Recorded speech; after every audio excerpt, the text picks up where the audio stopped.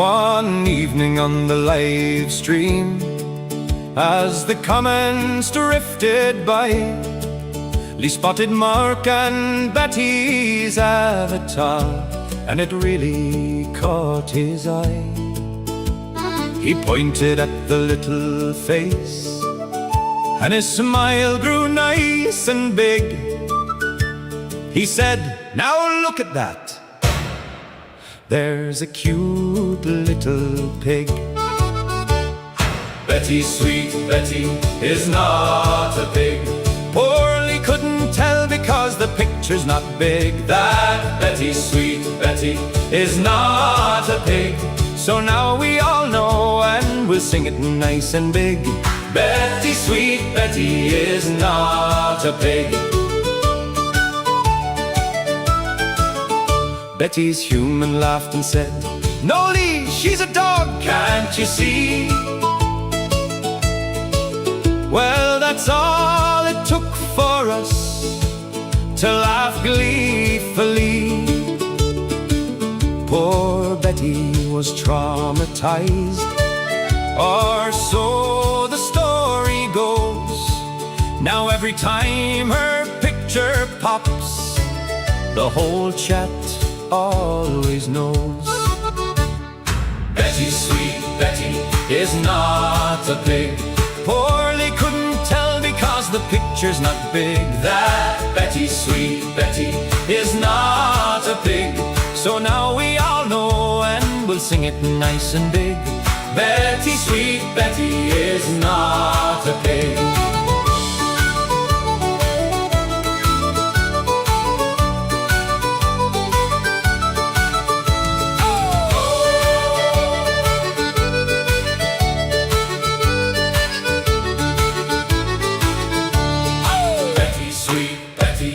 Is not a pig. Poor Lee couldn't tell because the picture's not big. That Betty, sweet Betty, is not a pig. So now we all know, and we'll sing it nice and big. Hey! Betty, sweet Betty, is not a pig.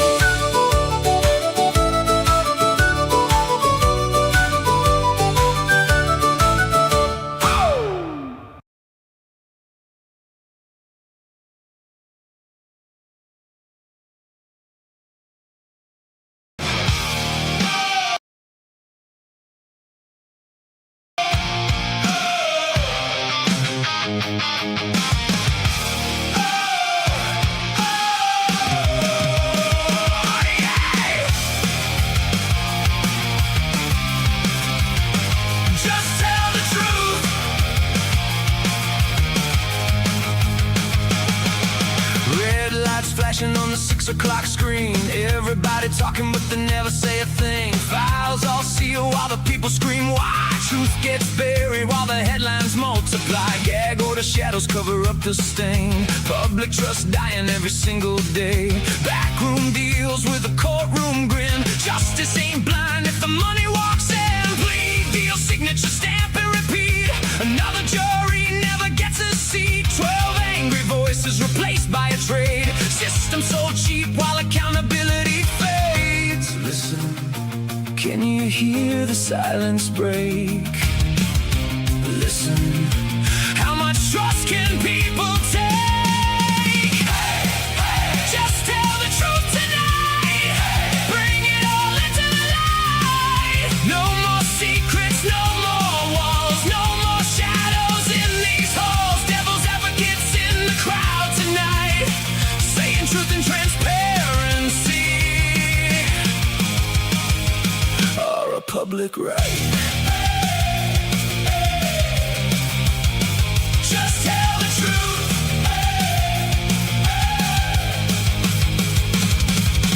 Settlement culture made the jury disappear. Fear gets traded for convenience here. Take the deal or roll the dice. That ain't justice, that's pressure disguised. People lose faith every single time when the facts stay hidden behind legal lines. Evidence locked where nobody sees. Then they wonder why the public don't believe. The Constitution fading in the haze. Deals in chambers rewriting the case. Truth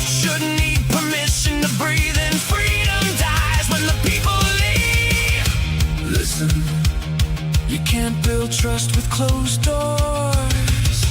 Listen, people know there's something more. Hey, hey, we remember names. Hey, hey, we remember pain.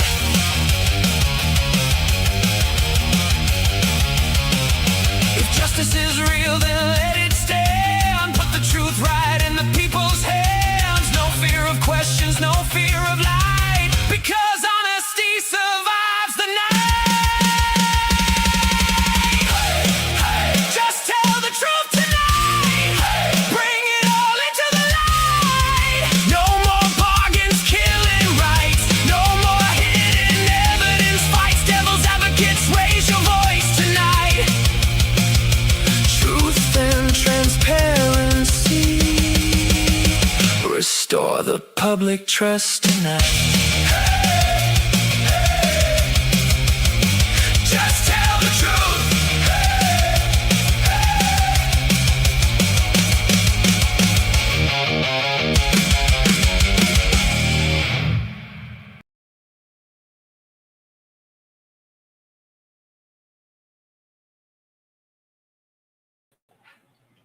Well, hello out there.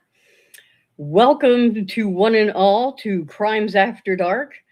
Don't adjust your computer or your phone or your television set. You are actually seeing me, Robin, instead of Lee. Lee is feeling a little under the weather this evening, so he may or may not be in chat, but he needs to take a little bit of a breather tonight. So, but you have myself and one with you this evening. It's great to be here with everyone. Love seeing all the friends out there that are usually with us. We appreciate you guys spending a bit of your evening with us here at Devil's Advocates.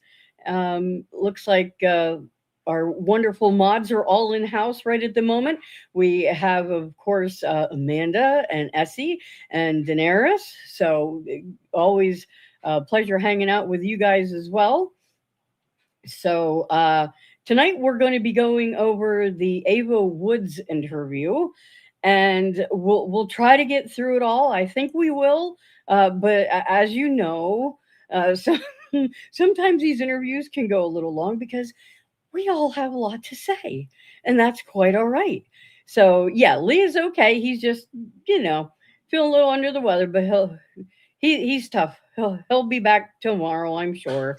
So, but we told him, go rest yourself, sir.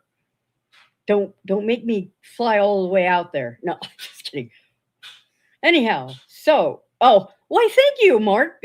He says I'm better looking than Lee. Well, I don't know about that, but thank you. I appreciate the sentiment, sir. All right, so let me bring up one, and I'm sure that he has one of his amazing monologues for us. So here we go. One. Hello, sir. Hello. How Sorry, are guys. ya? I have Lee trapped in a cage in the other room. I didn't want to let him out, so you might hear some clawing, but yeah. That would be different. No, he should get some rest. Lee Lee works very hard for you guys, trying to, I think he had 2 videos. I didn't even get to see all of them today because my schedule is always all over the place. So I was actually, with my son. Well, I was we'll throw him swimming, a couple of cat treats or something. Yeah. Swimming and doing a little shopping and haircuts and all kinds of stuff. So I didn't really get to see his. I believe he had neither because of work today.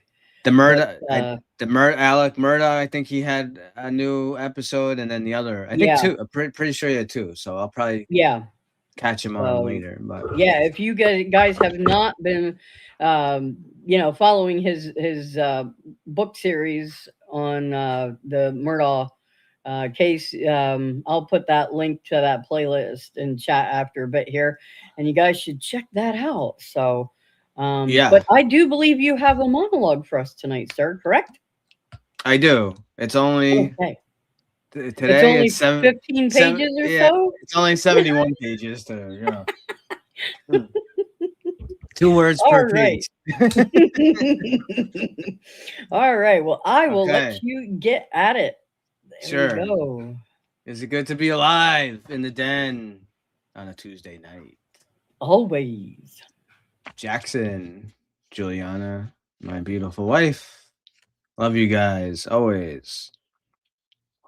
So, this is a little kind of pre-monologue to my monologue, but you'll get the gist of it.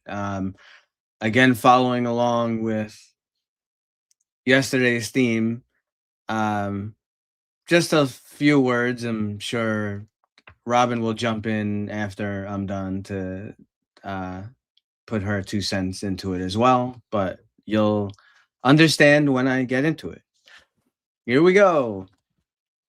Depression can be quiet, does not always arrive as a storm. Sometimes it is only a dimming, a smile that still opens, a calendar still full, laughter still moving through a room while something behind it has gone still. It can live in the bright hours, in work and school and friendship and all the small rituals that make a life look steady from the street. If you are carrying that darkness, do not carry it alone. There is help. There are people who will listen. There are voices that will sit with you until the door begins to show itself. Reaching out can feel impossibly heavy when you are already tired. Even the smallest step toward another person can be the first pale light. And if someone you love has grown unusually quiet, withdrawn, distant, or simply not themselves, ask. Sometimes the sentence, "Are you okay?" is a lantern held out in a hallway you did not know had gone dark.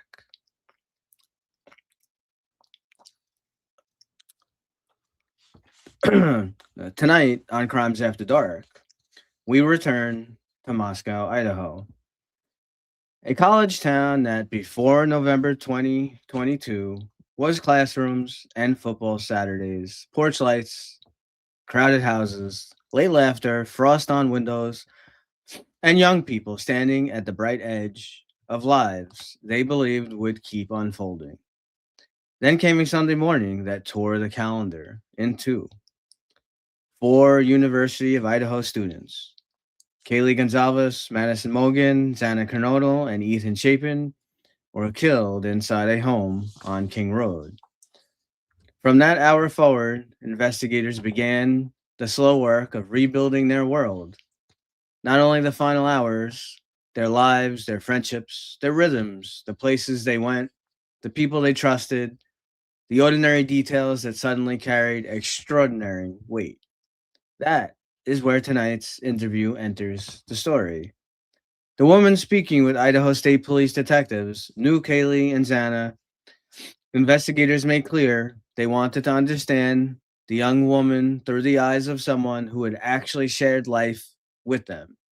They called it victimology, an effort to see the victims and the people who love them in depth, because sometimes understanding a life can help investigators understand how violence found its way into it. And that distinction matters. This interview is not simply about evidence, it is about memory. It is about the small, bright fingerprints people leave on one another without ever knowing those fingerprints may one day be spoken into a recorder. A friendship remembered, a personality sketched in color, a routine laid back into place, a relationship returned to its true shape. Detectives move through the architecture of ordinary college life: family, friendship, schoolwork, social media, love, habit, the people who orbited Kaylee and Xana. And underneath every question is the terrible reason the questions exist at all. 4 young people were gone. Their friends were grieving. A town stood stunned. Investigators were trying to learn whether anything in those lives, those relationships, that social weather could help illuminate what happened inside that house. The interview also holds something police reports rarely keep: a texture of a person. Not only where someone was, but how they moved through the world. What made them glad, what frayed them, who they called, what they still hoped to do next. That is why this conversation is so haunting. Long before the Idaho 4 became names repeated across headlines and courtrooms, they were simply young, making plans, going to class, working, falling in love, walking dogs, going out on weekends, sending messages into the glow of phones, believing there would always be another semester, another summer, another birthday. Then those ordinary hours became pieces of an investigation. Near the end, detectives returned to the question, living beneath everything they have asked, from the perspective of someone who knew them, who could have done something so horrific. The answer does not arrive neatly. There is uncertainty, disbelief, the recognition that such violence felt almost impossible in the Moscow they knew. And perhaps that is one of the darkest truths in cases like this. Evil rarely announces itself. It does not always come under thunder. Sometimes the street still looks ordinary. Music still drifts from somewhere down the block. Cars still pass beneath amber lights. Phones still glow in darkened rooms. Friends still say goodnight. And somewhere between one ordinary moment and the next, the world changes. Tonight we will hear one person's recollection of that world. Not rumor, not years of internet weather, not the distortion of headlines. An interview given while the investigation was still young, while grief was still raw, while detectives were still trying to see the lives behind the crime. We will not tell you everything here. Some things deserve to unfold in the voices themselves. Listen to the questions, listen to the pauses, listen to what investigators believed was worth asking, and listen closely to the memories of a world that existed before King Road became another name for loss. Because sometimes the most important pieces of a case are not found in the dark, they are found in the light that was still burning just before it. This is Crimes After Dark. And with that, live from New York, it's Tuesday night. All right. Thank you very much, sir. So, appreciate that. Yes. As I said last night, if you are experiencing difficulties and you need someone to talk to, I believe you can always dial 988, and there are people who are willing to, sit with you and talk to you about things, even just to, for you to vent to. So it's very important to reach out, for sure. So yeah, and it's amazing, just how many people. We're gonna have a lot of questions. Sorry. It's just it's okay. It's just amazing how how many people actually are out there who are suffering from some. Yes. There's many kinds of depression. Many things bring it on. It could be it could be a sudden event, a sudden loss. There's many things that bring it on. Mm-hmm. But whatever it is, just know it out there. And be willing to help. Be willing to help each other. It would be. I'm sure. I do believe that there are plenty of good people out there, just like in our chat. We are very blessed to have the community we do. So, and I'm sure most people who are good-hearted people would not. If you were able to just have a small conversation with someone that maybe could have a huge impact to convince them to get help before something worse happens. So right, absolutely. So okay, thank you. We are going to get into this interview now. I have not heard this interview, so we're going to do it live like we do. So I have not, and I have not seen this. I have not heard this interview. So okay. And so I don't know. Yeah, so I think it's about an hour long. I don't know how the redactions are. Yeah, we'll just roll with it. right. Yep, we're good at that here. So as you all know, and please, keep the comments coming, guys. We may have questions that you can answer about this interview, or you never know. We might get some other creators wandering through, and maybe someone will want to come up with us. So we will see what happens. So okay, let's make sure we can hear it. I think you were good. I heard sound already. December 8th, 2022. Yeah. It is good. 1:04 p.m. ISP Detective Joe Lake with ISP Detective William Adams. And Will is preparing to dial. Now, I'm just going to pause it a second because I do have that up as loud as it can go on my end. So if you do need to adjust your own volume, you may have to do that. But I have this cranked up as high as the volume is going to go on my end. So I just wanted to put that out there in case anyone's having difficulty hearing. It sounds fine to me, but it is up as loud as I can put it. So okay, here we go.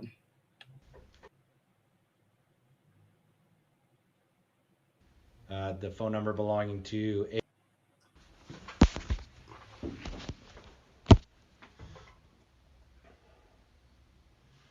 Redactions. Here we go.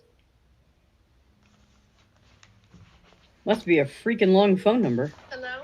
Hi, it's Detective Will Adams again. How are you?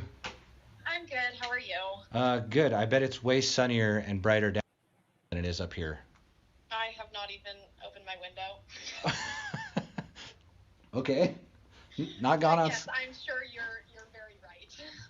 I agree.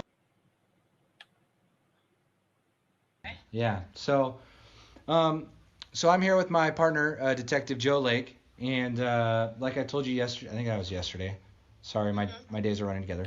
We wanted to call you back and kind of go over, since you indicated that you were pretty close with both Xana and Kaylee. Mm-hmm. So we just wanted to go back and go over,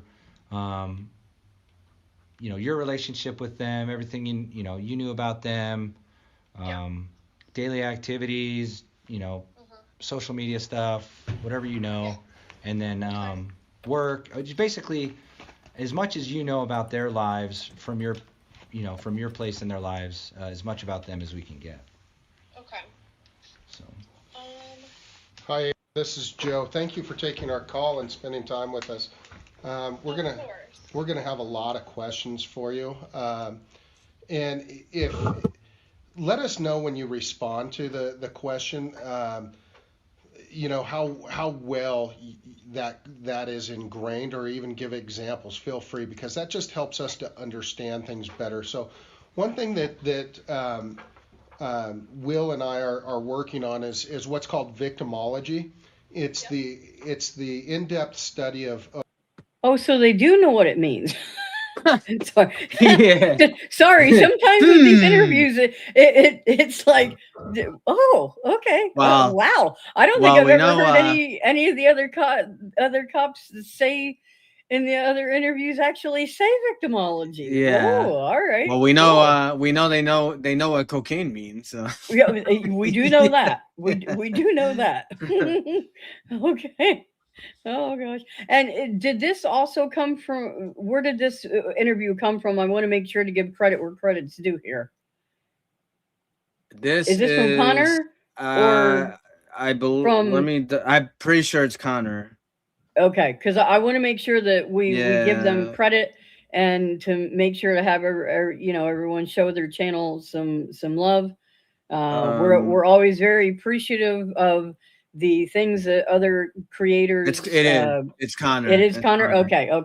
Well, if you want to, you have his link, or I do. So thank you very much, Connor. Yes. Yeah, I'll put it out, and okay, so we'll get back to it here, but I just want to make sure to give credit. So of our victims and our survivors, for that matter, too.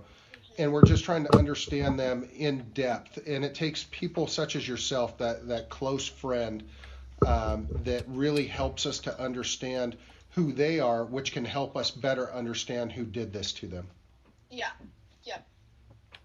Okay. All right. So I guess we'll start off how well, and we're gonna be talking about both Xana and Kaylee. Yeah. So when we ask you a question, just so that we can kind of keep things straight over here, and then in your mind as best you can, like if we ask about family or friends, try to think of one person first and give us what you can on them, and then move to the next person. So, Yep. does that make sense? Yes. So I'll say like, oh, Xana this or Kaylee that. So I'll make sure that I state their names prior to me explaining what I know. Perfect. Wow, this is very systematic, the way that they're doing this particular interview. Like, I don't recall them ever giving someone instructions on how they want the answers given to them, like in relation to each person. Wow, this is like extremely organized. It's different, but there's different strategies with an interview. I mean, obviously, right, this is just about getting victimology, but if it's someone who is like possibly kind of like a suspect, maybe a suspect, or I'd say a person of interest, I'll put it at that. What you see in just like real quick, so we can get back to the interview. What you want to do when you do an interview, when you're talking with people, because I've seen a lot of creators critique this, and some of them are right. Like I've seen Lana and like Jules and some other people have mentioned stuff, and they are absolutely correct. When you ask a question, you want it to be like a very specific kind of question, and you don't lead them to the answer. You let them talk. Like so for instance, if I was interviewing Jack, whatever, like Jack Showalter, I'd say, tell me, like right away after this stuff happened, I would say, give me your timeline of events. What did you do Saturday night into Sunday? Tell me everything that you remembered, what you did, and you just let him talk. You don't interrupt. You just let him talk. Right. And then from what he says, you ask questions on that. But you see a lot of these interviews that these people do. They ask a question and they're like, "Oh, but what about this? What about," like they don't let them like fully. They don't let it happen organically. They don't let it happen naturally. Exactly. Yeah. But I found this very. I can see where it could both be good or might be bad. I could see it going one way or another depending on the person you're talking to. But anyway, okay, all right. So we'll get back to it here. So we'll kind of kick it off here. How much of the family members of those two did you know? For Kaylee's family members, I did not know really any of her family members. I just knew them through conversations with Kaylee. I know that her little, and she was really excited to tell me that other than that, I never got the chance to meet Kaylee's parents, Kaylee's sisters, anything like that. Whereas Xana's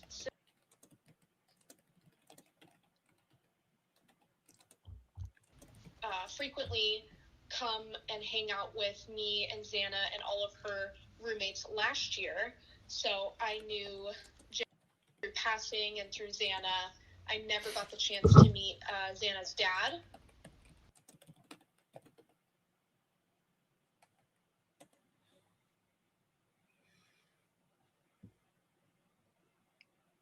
Why are they redacting that? She's talking about someone else that they don't want us to know. Yeah.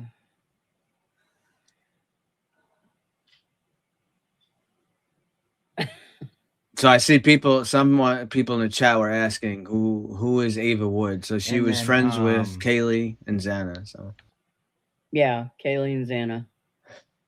Okay. Oh man, there was a question that I had for Kaylee. With Kaylee, you never met any of her family members, but she was excited about her.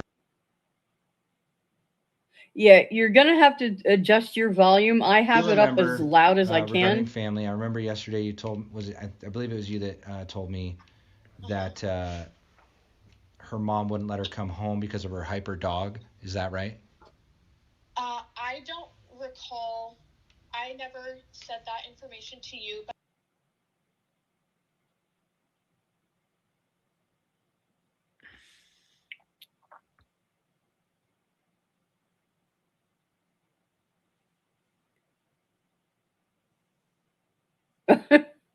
Wow. Here we go.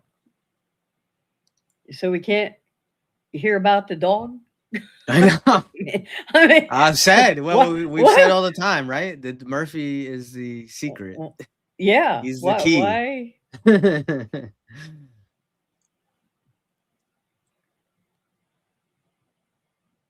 Oh my gosh. Ugh.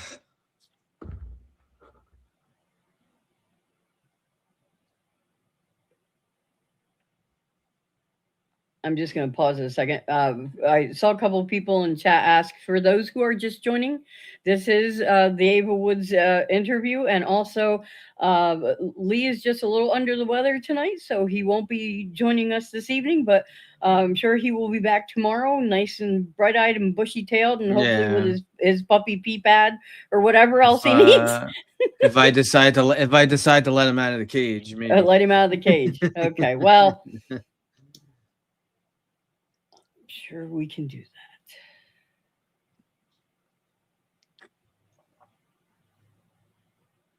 that. Okay. This is exciting. Yeah. Well, I see the message. Some people say, yeah, I see the family didn't like Murphy. Well, remember, Murphy was a puppy. So I heard, I remember hearing the interview. I don't know how true it is. I don't think Dylan was the biggest fan of Murphy either. He probably had accidents and stuff. He was still a puppy. So yeah, puppies do puppy type things. So I don't know. And I have a German Shepherd at home. For those of you, if you ever get a German Shepherd puppy, they like constantly like to nip at you, and it's a puppy. Like, think about having like a little baby, you know. Just to let you know, this is just all redacted. Like, I'm not paused. So here we go again. This we're going on what, like, I don't know, 2 minutes now. Okay. Oh boy. Okay, sorry. If we pause and it gets quiet for a second, it's because we're trying to write down some notes. Yeah. No, it's okay. So I apologize. Being somebody in the, I'm sure you talk on the phone quite a bit and try and take notes, but write faster. So you know how it goes. Are you good on family? Okay. So I know, because I'm checking my notes now.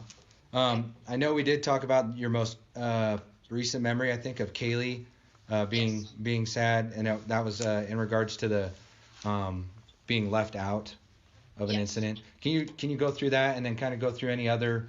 What was that? Anything else like being left out of an incident? Let me just. Yeah. Did I? Just a hair. I did. Okay. I don't know. Yeah. Did I? Hang on. Are you good on family? Okay. So I know, because I'm checking my notes now. I know we did talk about your most recent memory, I think, of Kaylee being sad, and that was in regards to the being left out of an incident. Huh? Can you go through that and then kind of go through any other being left out of an incident? Hell? Does anybody out there know what they're talking about? Left out of what incident? And you know what's interesting about that? I have never heard that before. Yeah, the only thing that I know that Lee had made an observational comment. I know in the past, it's kind of interesting when if you we're not going to do it tonight, but if you watch like kind of like the Corner Club and the food truck, it seems like a lot of people are kind of like away from standoffish, Kaylee. Kinda. Right? Yeah, it is noticeable. UK Claire says something about Kaylee was left out of going to a party? Huh. Or Andrea Smith says getting ready for a dance. She wasn't ready yet and the friends left. Oh, I had not. I know. I had not heard this is the first I ever heard of any of this. Yeah. Yeah. Okay. All right. Back at it. Anything else like that about both Xana and Kaylee? So Kaylee, we were supposed to go to a big formal. It was back in the spring. I believe it was sometime after March, so end of March, beginning of April. And this was when she was living at the Whites with Kaylee and Aaron. And the person who I was supposed to go to the formal with ended up taking someone else, and I was like, whatever, like, it is what it is, it's totally fine. And then I called Kaylee and I said, hey, are you still going? And she was like, no, like, I'm not going. And I was like, oh, okay, like, why not? And this wasn't until the next day that I got a chance to actually talk to her. So I went over to her house the next day, and the story that I got from her was she was getting ready in her room, and she asked Maddie to come over and help do her hair and makeup for her. And I think her was running a little bit behind or something, or called Kaylee and was like, are you ready to go? Like, me and your roommates are going to, I think it was Tim in Pullman. They were going to go have a few drinks at Tim before they went to the formal. And Kaylee, in typical fashion, was like, I'm not going to be ready. I don't even have my dress picked out. My hair's not done. My makeup's not done. So just forget it. Like, I'm not going. And her roommates were like, no, like, we'll wait for you. Like, how long are you going to be? And she's like, no, I don't know. Like, I don't know how long I'm going to be. So her roommates didn't wait for her, and they left. And I am not sure if Jack ended up going with the group to Pullman or if he stayed home. But I went over there the next day, and that's kind of the story that she told me. And she said that she was really upset for feeling left out and that they left without her and didn't wait for her. And I said, okay, well, you can't hold yourself up in your room for 24 hours and not talking to your roommates, not going to go make food. Like, that's not healthy. So I actually, what? I said, Oh, and so I took Kaylee out of her room and went and talked to one of her roommates, Kaylee. I'm best friends with Kaylee. I have such a good relationship with her. And I said, Kaylee is the most reasonable person to talk to about this, and you need to express your feelings about this situation to your roommates and let them know that what they did was shady and hurt you. And she was like, no, I'm not good at confrontation. Like, I don't want to like rock the boat or anything. And I was like, well, you're going to, like, you're going to express your feelings. So when we were talking to Kate, I told Kaylee, I said, you just need to be completely honest, and you need to let them know that them leaving you at the house really hurt you. You didn't get to go to the formal. You wish that the communication was a little bit better as to what time they were leaving, what they were doing. And Katie explained that this was kind of spur of the moment, where they were like, all right, let's get a group together and go to Pullman, go to Timber. And I just don't think that they were necessarily taking anybody else into consideration but themselves. Right. Which is, it's very common when you're a 21-year-old female. You really are sometimes in a situation where you are only looking out for yourself and wanting to do things for yourself and not really thinking about other people. So in this situation, it wasn't necessarily malicious, and the intent wasn't ill and to purposely hurt Kaylee or to leave her out. I just think that that whole situation kind of got blown out of proportion. Okay, and that's the last time you saw her, or the last kind of interaction you had with her, that where you saw kind of how she handled a stressful confrontational situation? Yeah, I would, yes. That was the last time that I ever saw her upset about something. And then the other, like, conversations, we kept in touch this summer. She called me, it was in June, and she said, I want you to come to my birthday. Like, is there any way you can get back to Idaho? And I love you. I miss you. I can't wait to see you when we go back to school. So we kept in touch, brief phone calls here and there, just checking in on one another over summer. And she never had said anything bad this summer. She said she was happy, she was living life. And when we got to school, I saw her before the semester started. I went over to her house, and it was Kaylee and Xana that were home, and she asked me, come with me to go get a tattoo. And I said, I would love to. So me, Kaylee, and Xana went to a tattoo shop in Moscow and got a tattoo. And do you remember which shop that was? I don't, but I know the name of the person who gave Kaylee her tattoo. Her name.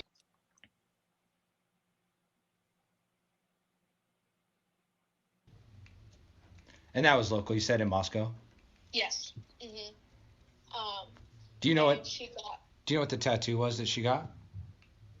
It was on her forearm, right above the crease, like of her elbow on the front side, and it was a tattoo for her grandfather, and it was, I think, like 3 or 4 words, like maybe walk in his steps or something that symbolized her grandfather. Okay. And what tattoo did you guys get matching tattoos or kind of same? No. She just wanted us to come with her because she was scared and she was like, I need help. So that was really the last time that we got to spend, I would say, quality time together. And then the last time I saw her was through passing. She had been out drinking at the Whites, and I saw her walking on Queen Road, King Street or whatever, and I was outside.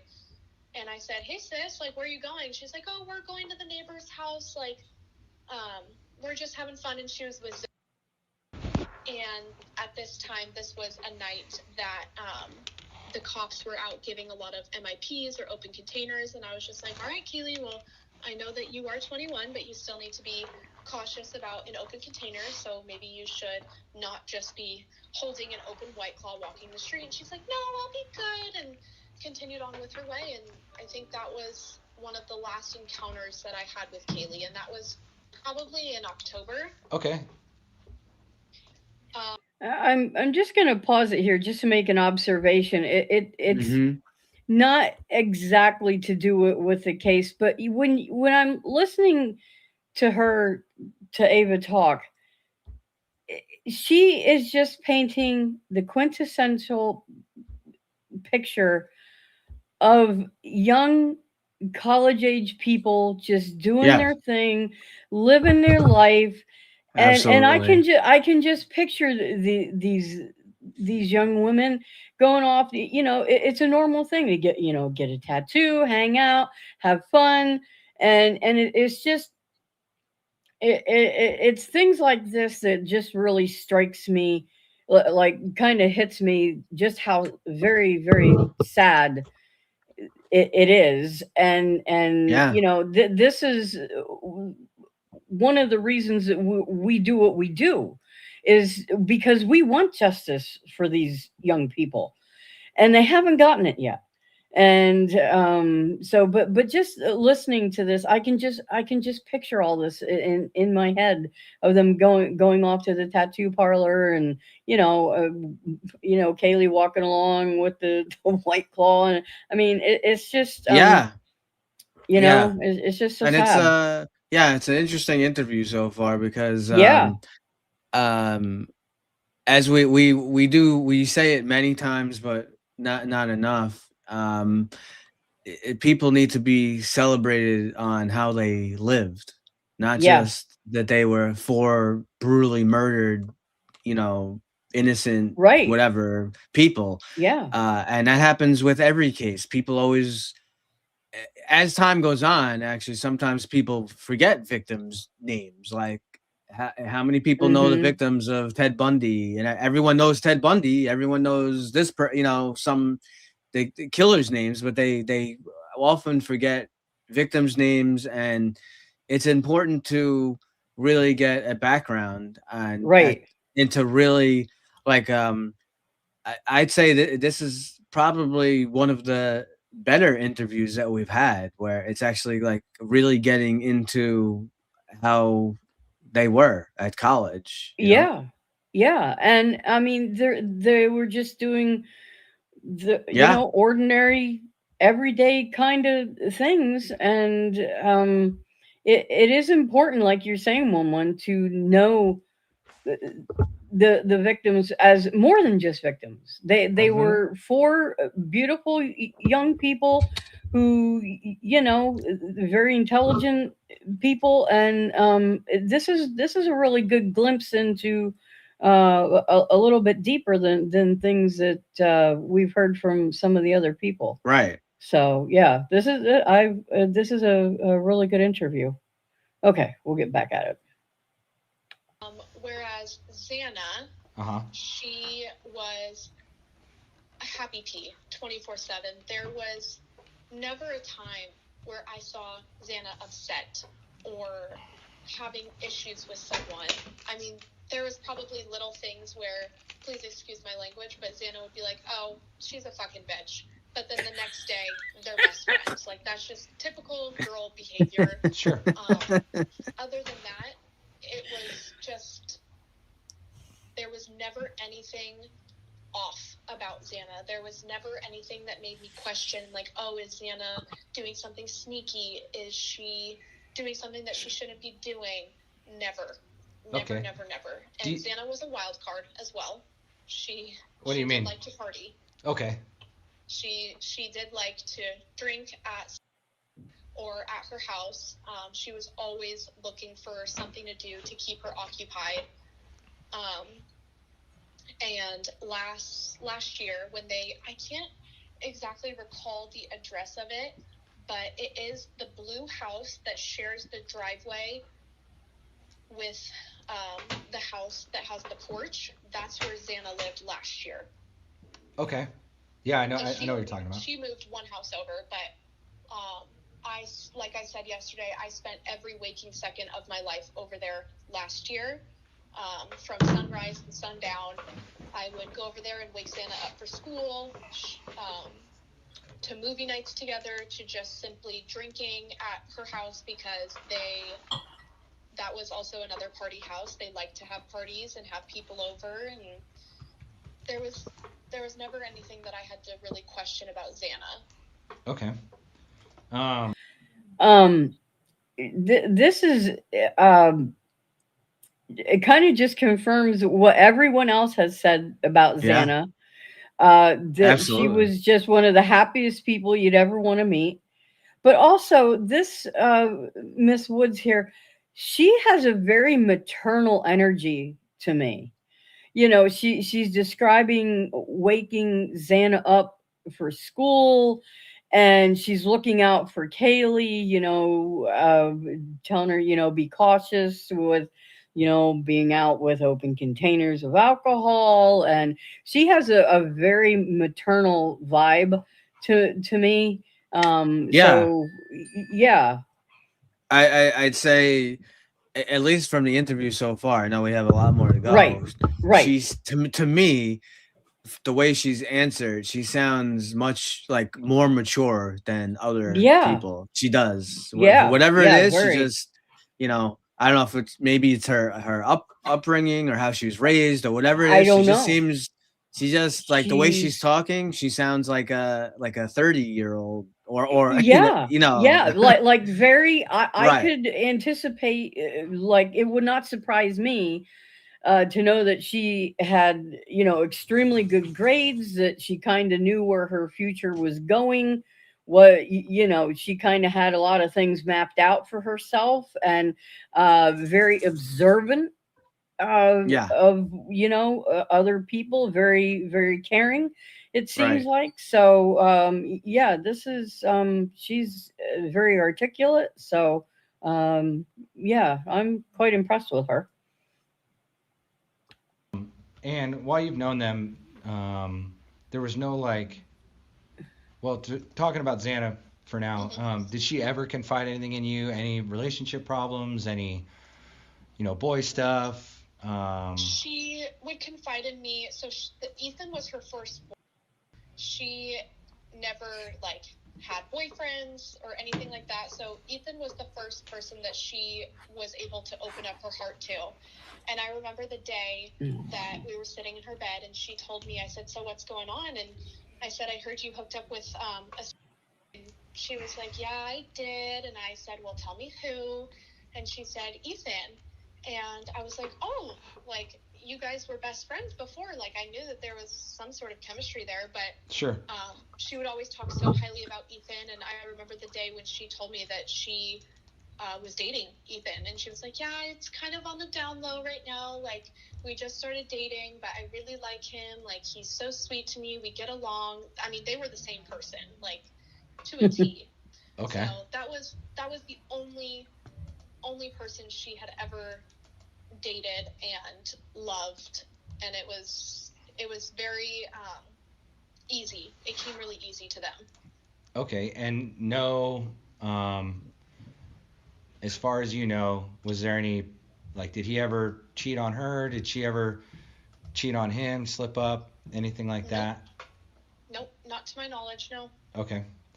How about Kaylee? Same thing. I know you talked about her.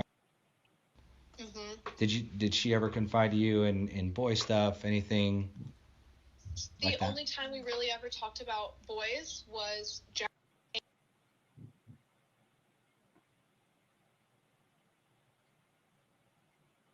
Why does that have to be redacted?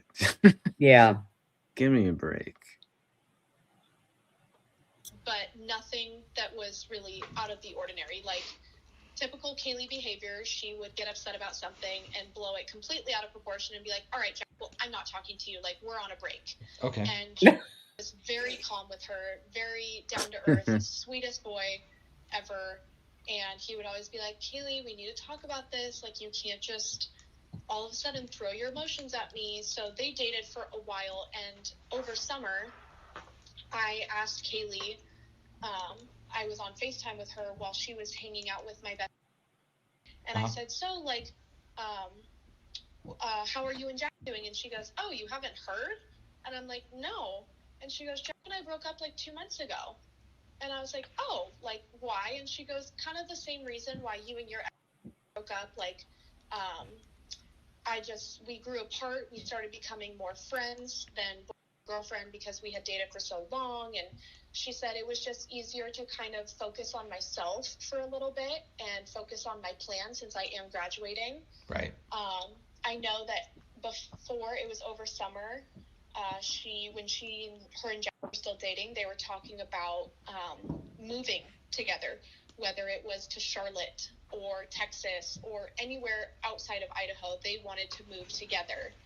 Okay. But they did have a really good relationship, and he loved her, she loved him. They were honestly, like, they were probably going to get married by the things that she said about him and he said about her. Okay. And so after her and Jack broke up, when about do you think they broke up? I would say towards the end of summer, so maybe end of July, early August. Okay. Because I know that they were still dating by her birthday, and she is born June, so June, I think 9th or 8th is her birthday, and I know they were still together, so it must have been sometime after that, between July and August. Okay. And when you guys got back to school, obviously she was still single, right? Or not with Jack. Was she putting herself out there? Was she seeing guys, dating guys? Not at all. To my knowledge, no. She was... Okay, so now we have a totally different picture than other people have said. Other people have said just the opposite, that Kaylee had been seeing at least a couple different people, and not that there's anything wrong with that. It's just that we have a difference in stories. Now, the only thing is that she really hadn't seen Kaylee much over summer, So she may have been somewhat out of touch with, Kaylee's everyday life. So, Right. and yeah, Charlotte, Smiling Sleuth. Yeah, Charlotte. I'm assuming that's North Carolina, Charlotte. Yeah, so Yeah, I that think that so. is a new city. I hadn't heard that they were thinking about moving there before. But yeah, so that is a little bit of a different picture that she's telling us about Kaylee, not dating at all at the moment. So because she didn't know that her and Jack had split up, so it leads me to believe that maybe when she got back to school, Kaylee had, hey, hush, sorry guys, Yeah. hadn't, been seeing anyone, but she may just not have, been privy to Kaylee's, everyday life. So, Right. Someone who was very content with her life and was content just taking a break from Jack and wanted to focus on her, and she never really threw herself at guys. If anything, if a guy hit on her, she was kind of more so the type of person that was like, oh, ew. Like, so like I don't know how, she wouldn't express that to this person, but she would always be like, this guy was trying to talk to me and I'm not interested in him, or something like that along the lines. But she never made it known to that person that she wasn't interested. Okay. But she was, yeah, there was. So I guess nothing. I'm trying to understand that. So if a guy comes up to her and she or he hits on her or gives her a pickup line or whatever, and she's not interested, I mean, like, does she just? Her response would be, ha ha ha, oh, that's so sweet, or that's so funny, and try and end the conversation right there. Okay, but she just wouldn't be like, ew, no, and then walk away like. No, that is not Kaylee. No. Okay. And he was probably thinking that might have enraged someone if Kaylee had rejected someone like right out in the open like that. So it sounded to me like that's kind of a little bit what he was fishing for. But right.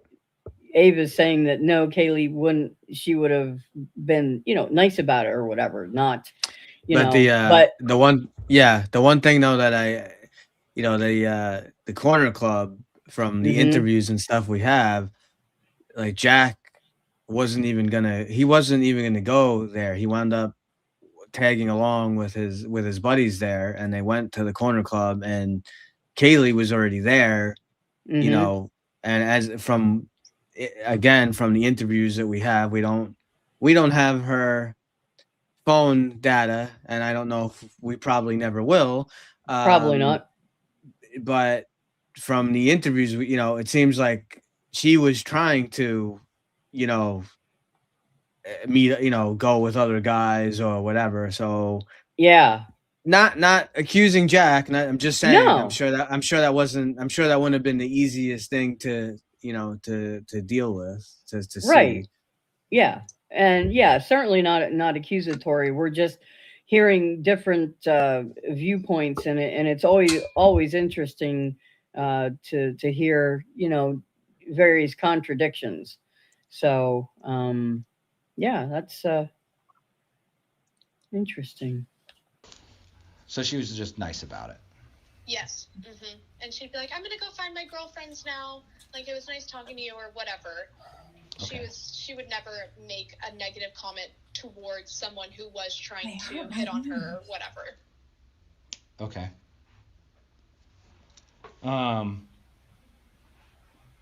Okay. And then obviously Xana didn't have any of that because her and Ethan were yes. were together.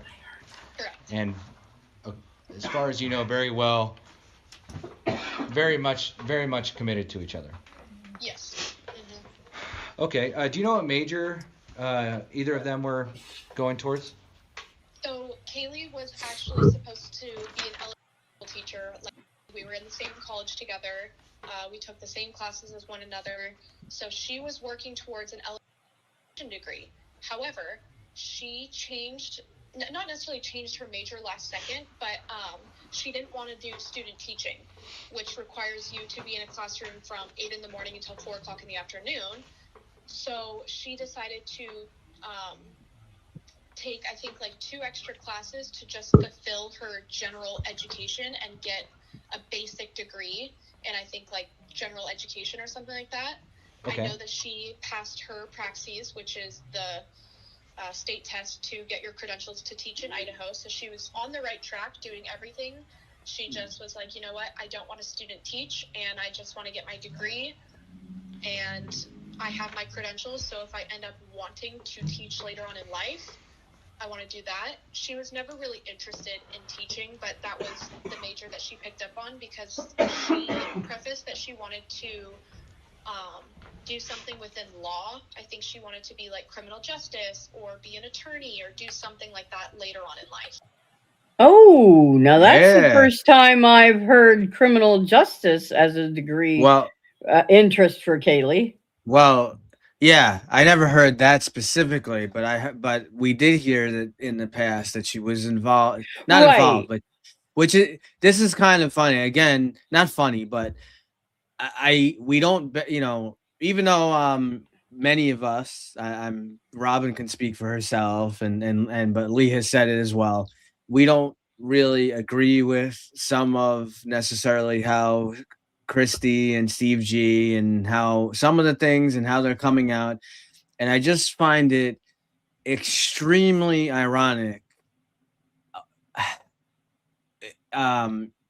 In kind of what they're doing, besides from the obviously they have this huge lawsuit, right, that they're going after, and maybe that is the answer, but to me, I would think if you have a child, right, and you know that they have a certain passion for something, right, they're involved, like they're involved in something, you would probably, if you didn't know, you'd probably try to like see, what would they invite, what were they into, like what do I mean? So apparently Kaylee was involved in true crime. She loved like true crime.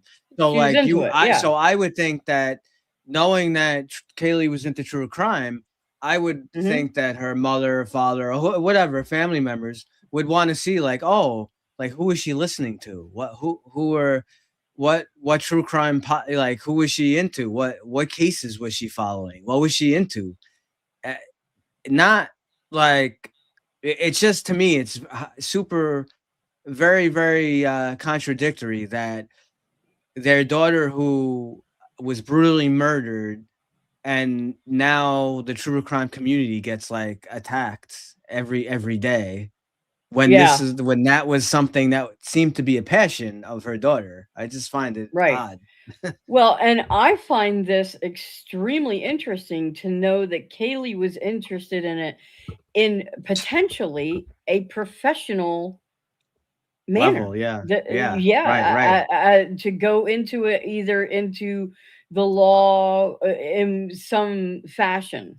So that to me is super interesting, that she was thinking about being a lawyer or potentially some type of an officer, or I mean, so that's the first time I've heard anyone mention that she thought about it in a more formal interest. It's super interesting, and just to put it, I know we've beat this to death like every other day, and we talk about the cocaine, and they're asking about these dealers and this and that, but is it also, some people have mentioned it here or there. I know you had Hannah, and you had a few people who had kind of mysterious deaths, right, on the college, from the that were involved in the campus.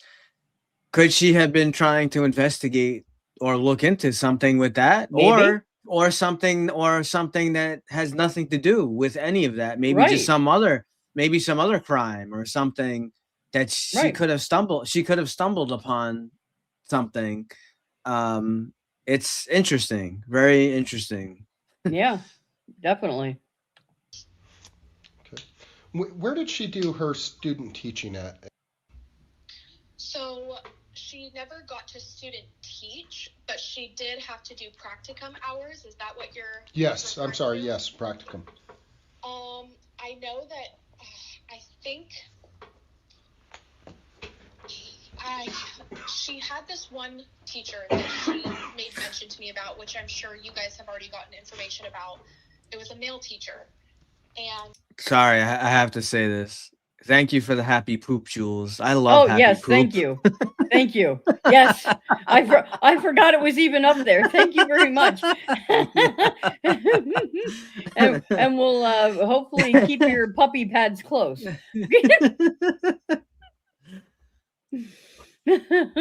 Oh my gosh, that's funny.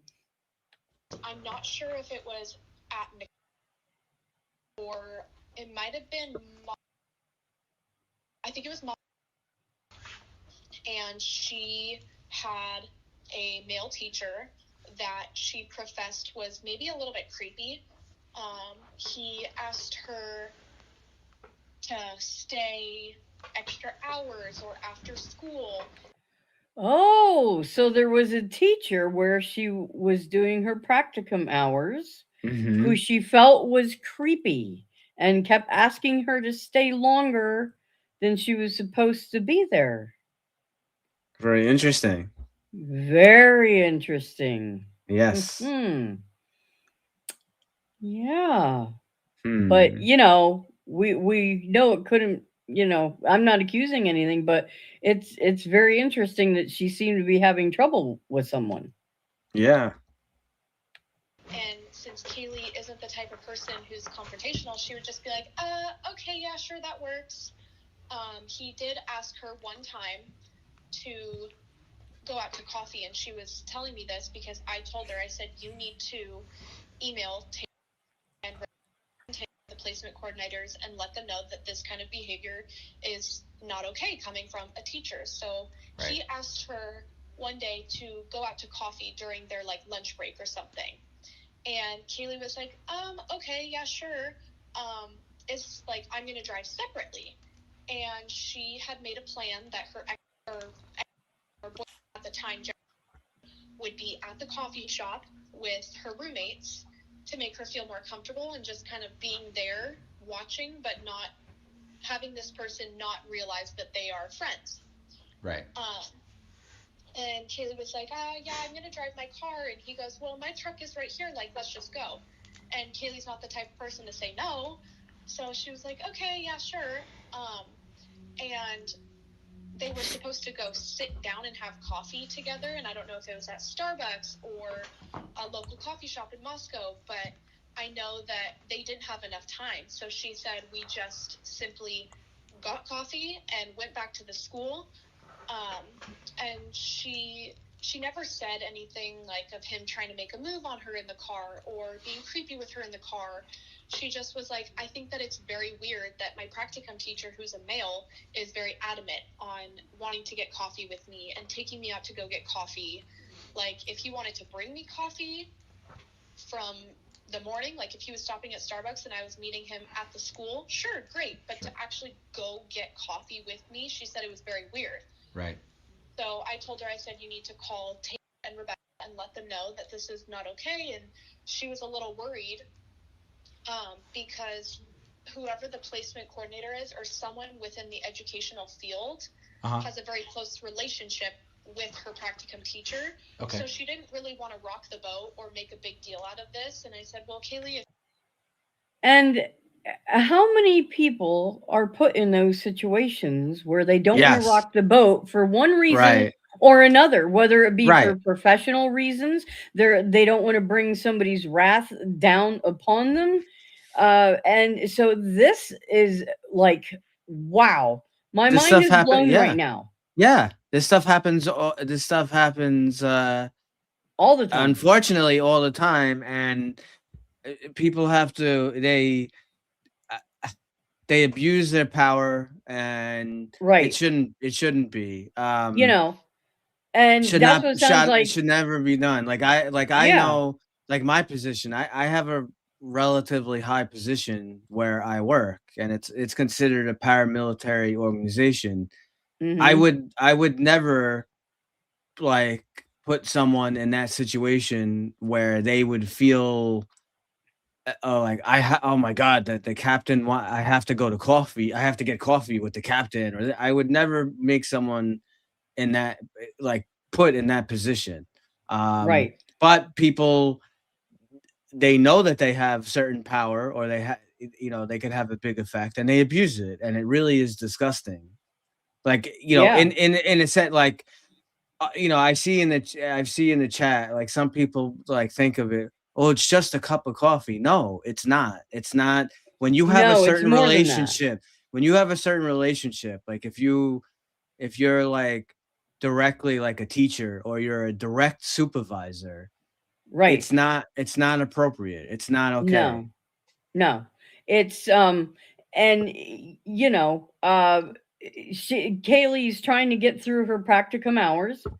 She's got a teacher who, depending on whether she pisses him off or not, may or may not, you know, cause problems. And so, no, I'm not accusing anyone, but I'm saying how many people are put in that position every day and have to deal with that. Yeah. That they're worried that, hey, if I don't agree to do something socially with someone, and I'm not even saying, you know, going to bed with anybody. I'm just saying, you know, going to coffee. And if somebody says to you, no, I really, I thank you, but I'm, you know, I'm really not interested or whatever, then that's that.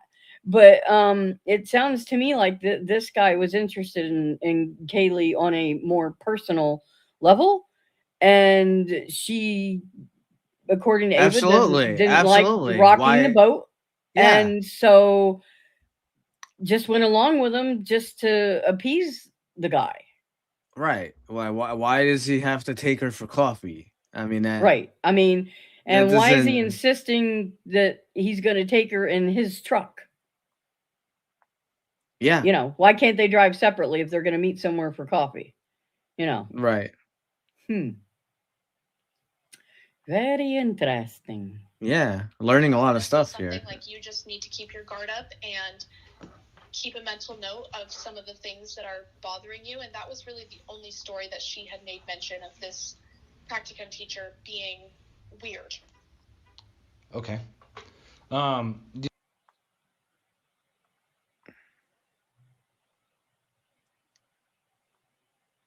And did they ever go investigate this guy? Yeah. He would I'd like to definitely. know He that. And I did definitely. pause. This is Yeah. just redacted. He definitely would move up on the list. He After this. And then, do you know what Xana's major was? I believe Xana's major was marketing. Okay. I know that some of the classes when I would go over there, some of the classes that she was taking was like learning how to do like an Excel sheet or something like that. And she would always ask me for help, and I'm like, sis, I'm an I don't know how to do Excel stuff. Like, I cannot help you. But she was always working on homework, and she was the type of person very different from me. If there was an assignment due at midnight that day, she would start working on it at 11 o'clock at night and somehow get it done. Whereas me, I turned in assignments 3 months prior. Oh, okay, that confirms the dynamic. I know, as someone who has ADHD, I often work better under pressure. So Xana, that I can totally relate with that. With you know, the procrastination aspect of it, and this Ava, Yeah. exactly like I thought. She is very planned out what she was doing, kept to a schedule, and yep, okay, this is jiving. Yep. Okay. Dang. 3 months early? Yeah, I'm a go-getter student for sure. It sounds like it. Dang. Yes. I like to get my things done. When I was in college, I was a last minute kind of guy. So. Oh, that was Kaylee. And so Kaylee would.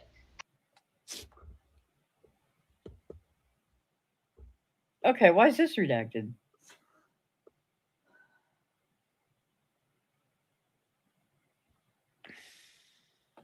That makes no sense.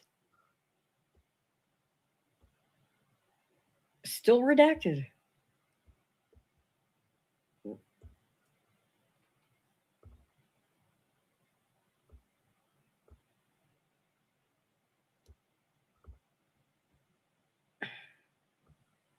Okay.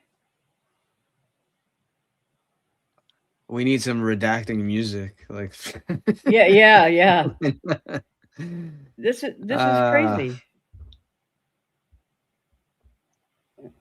They're just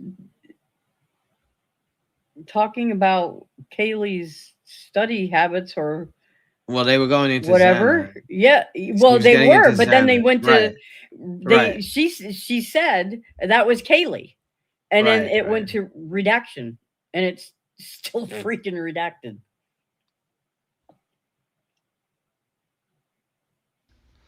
Okay. Moving on just a little bit. Extracurricular stuff like hobbies, parties, things like that. What do you know about Xana and Kaylee? What did they like to do? I guess outside of parties and drinking. Xana, I don't believe she skied or snowboarded, but during the winter time, it was Xana's favorite thing to do was to sled down Lower 40. Okay. Kaylee liked Nice. taking her dog out on walks all the time, and since has a golden doodle as well, they're both the same age. They would meet up. Yeah, I heard what this I think before. Would be almost every day, if not every few days. Just recently, like within the last couple of months, it was a consistent. Okay, hang on. Yeah. I gotta hear that again. Hang on. There's a guy who she met up with that also had a golden doodle.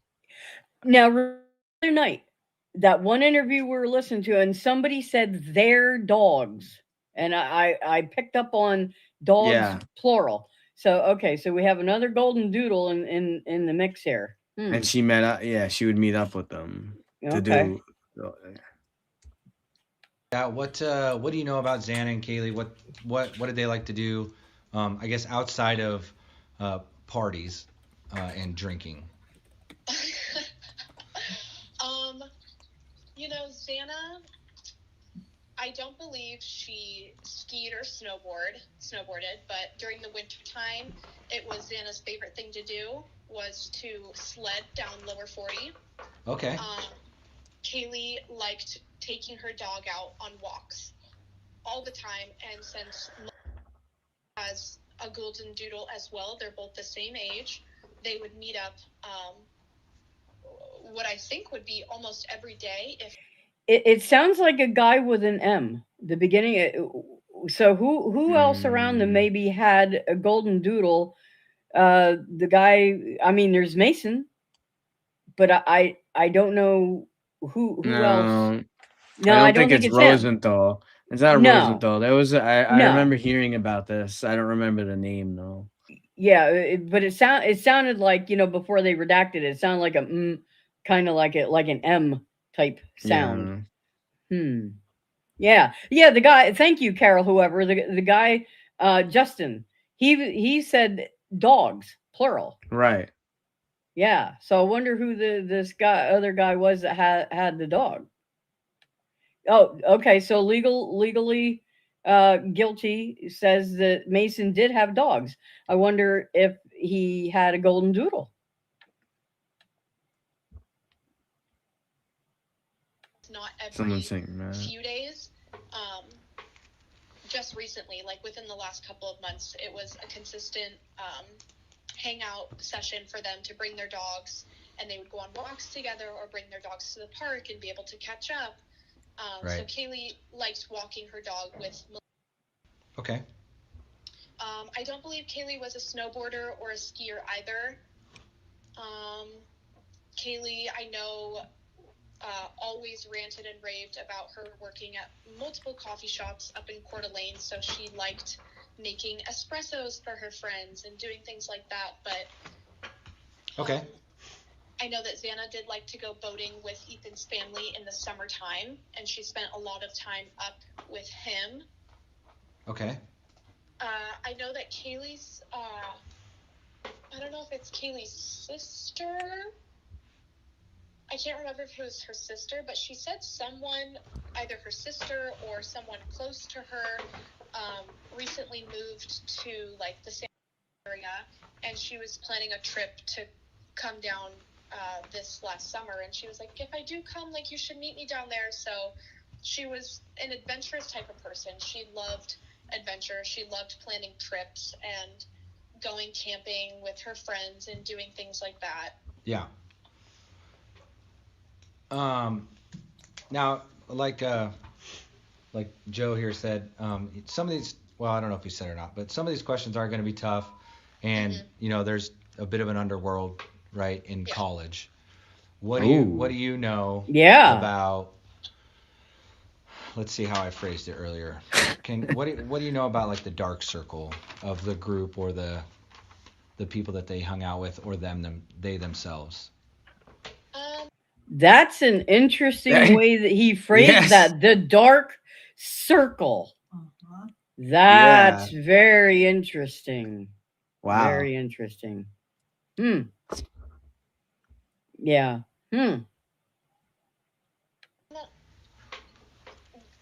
For Xana, there was never a dark circle around her, to my knowledge. I guess what I mean by that is like did they bad people? Well, did they use drugs? Did they try drugs at parties? Do you know if they had a habit of that kind of thing? There we go. Part of the dark circle would be things that public light is not shed upon. Okay. You know, it's kind of that. I have to pause this because as a writer, this is like very literary, the way that they're describing this. I mean, with other people, they just came right out and asked. Yeah, like an interesting way. Yes, and I wonder whether it's because this young lady is so articulate and so forthcoming and so intelligent. Not that the other people aren't, but I'm just saying she has a totally different vibe, and it almost seems like they don't want to offend her somehow. And but that was a very dramatic way for them to put that. That was quite different. Yeah. Stuff that's a little more on the secretive side, where it might be known through some friends, but not all. It certainly isn't likely shared with family or in their public profile, you know, their public persona. Okay. I know that last year when I was constantly over at Xana's house, I know she has tried drugs before. I believe she's done cocaine a few times. Okay. It was never something that was a regular pattern for Xana, because if it was, I don't surround myself with people of that kind. So I know she has openly told me, like, I've tried cocaine a few times.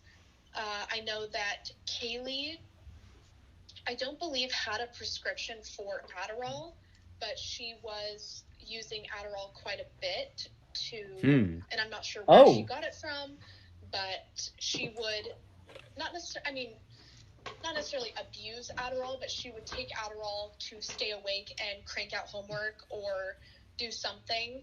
So, which, to be fair, is common with a lot of college kids. So that, you know, is not super shocking. Many college kids use it for, and even professional people. So it's not just, you know, limited to that, you know, age group or anything, of course. So I know that she has done Adderall before, and I know that Xana has tried drugs before, but it wasn't something that I really ever witnessed Xana doing. I witnessed Kaylee take an Adderall one time, but that was kind of about it. And I don't know if Maddie did the same thing, and I don't believe Ethan was that way either, but I can't really speak on their behalf. Okay. You didn't know them as well as you knew Kaylee and Xana. Correct. The only reason why I really knew Ethan was through Xana and through mutual friends before they started dating. So I did hang out with Ethan quite a bit. Okay. But it was more so just like at lodge parties or he would call me over to come do his eyebrows or help him with his homework when he was over at Xana's house. But there was never a time where just him and I would be hanging out. Okay. And are you aware of any? Did either of the girls or any of the girls? Have you heard anything about secret relationships? Anything? Ooh. No. That was on the. And this, I have to pause for a second. This is very interesting because, from what we have heard from Wickham, there is definitely more that meets the eye of things that were going on in that house. Whoever it involves, it just hasn't been revealed to us yet. Right. Very true. No, and the only person, if Kaylee did have her deepest, darkest secrets, the only person that would have known is Maddie. Okay. And why do you feel that way? Because that was her best friend. She was able to tell Maddie everything, and Maddie had no judgment, and Maddie would never go behind her back or do something to jeopardize that secret. Whereas Xana didn't have secrets, at least to my knowledge. She was very open with me. But, like, if there was something that, just putting this out there, not saying that this is true, but let's just say Kaylee might have been hooking up with somebody and she didn't want anybody to know because she didn't want it getting around Moscow or whatever, the only person she would have told is Maddie. Okay.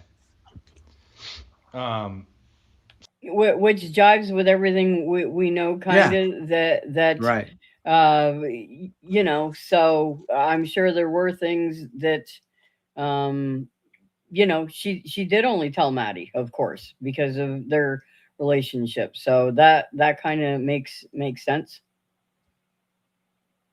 Since we're kind of in the vein, and you brought that up, have you ever heard any rumors like that about Kaylee or Xana? Nope. How about Madison? Was Madison hooking up with anyone? No, I don't believe so. I believe that she had a very strong relationship with her boyfriend.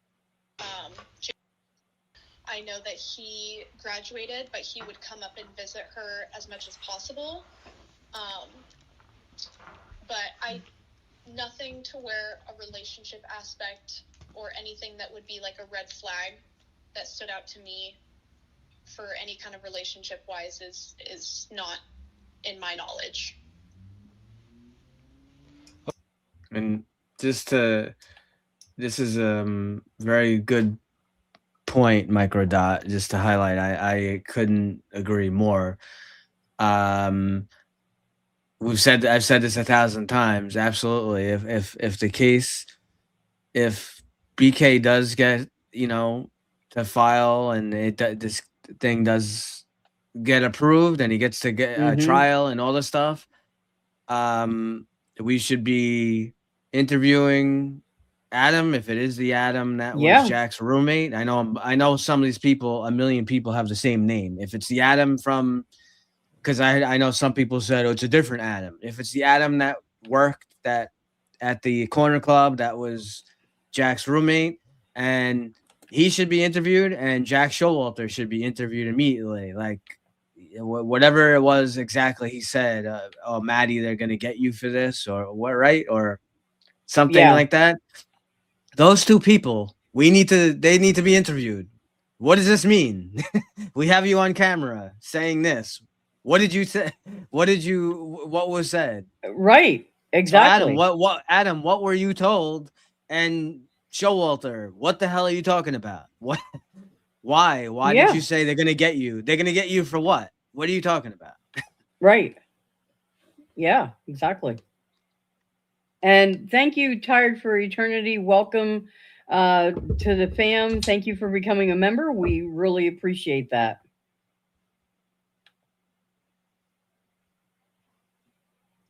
Okay.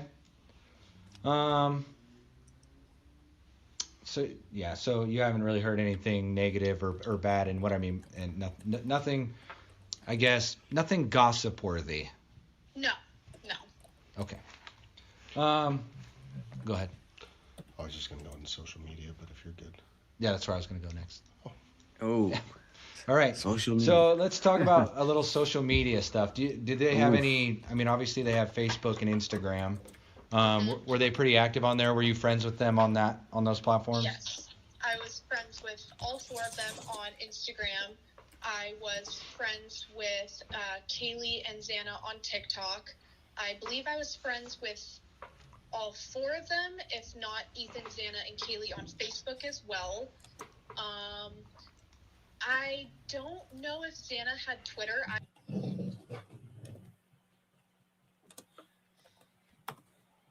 Yep, redacted.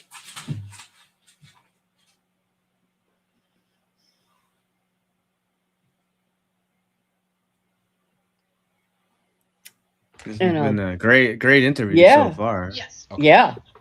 Snapchat, I was friends with Kaylee, Xana, and Ethan on Snapchat. I did not have Maddie on Snapchat. Okay. Let's talk about Snap real quick. Is that the main form of communication up here, would you say? I would say so, yeah. Okay. And oftentimes it's group text, individual text, both? All of the above, yep. You can send pictures, you can send text messages. I am familiar with Snapchat. I'm only 36. So I'm the old one. And, yeah, I'm not familiar with it, so I appreciate the insight. that was pretty good. I am only 36. Don't call me a boomer. That was cute. So yes. So okay, and then so on the group chats, like I assume that you guys are using that for communication, like A, for fun stuff, but B, for like party invites, things like that, or basically setting up events. Now I know that on Snap you can set retention of text and photos and things like that, or you can tap and save them. Commonly on your group texts, how long would the messages be in the thread before they disappeared? 24 hours. Okay.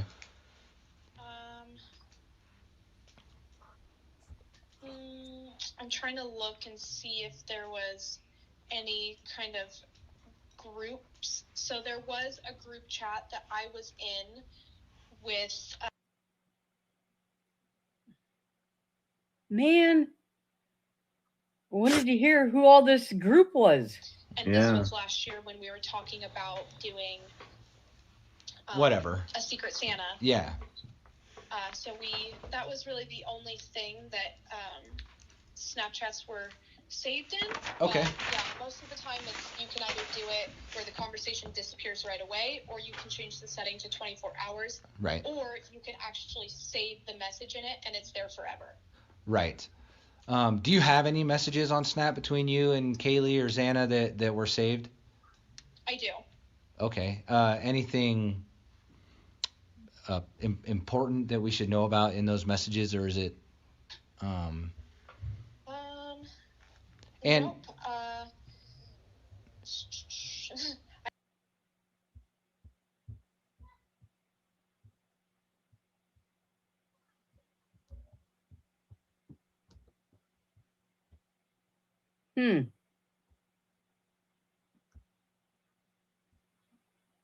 Well, I wonder what she's telling him was in that Snapchat. Yeah. Yeah, right, Wade Bird? Yeah, those Snapchats. Hopefully, if Brian's, post-conviction relief is granted and this does go to trial, we may learn some information there. And this is just redacted. I haven't hit the pause. So.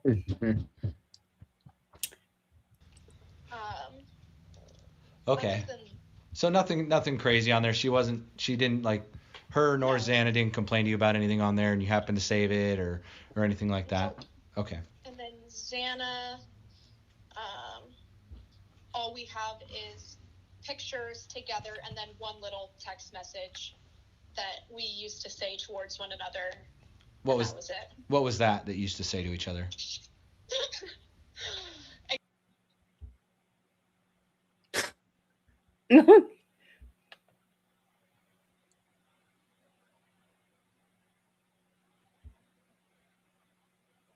Okay.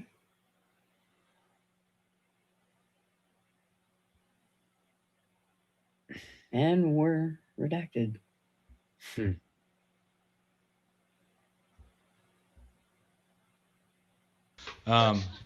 So, okay.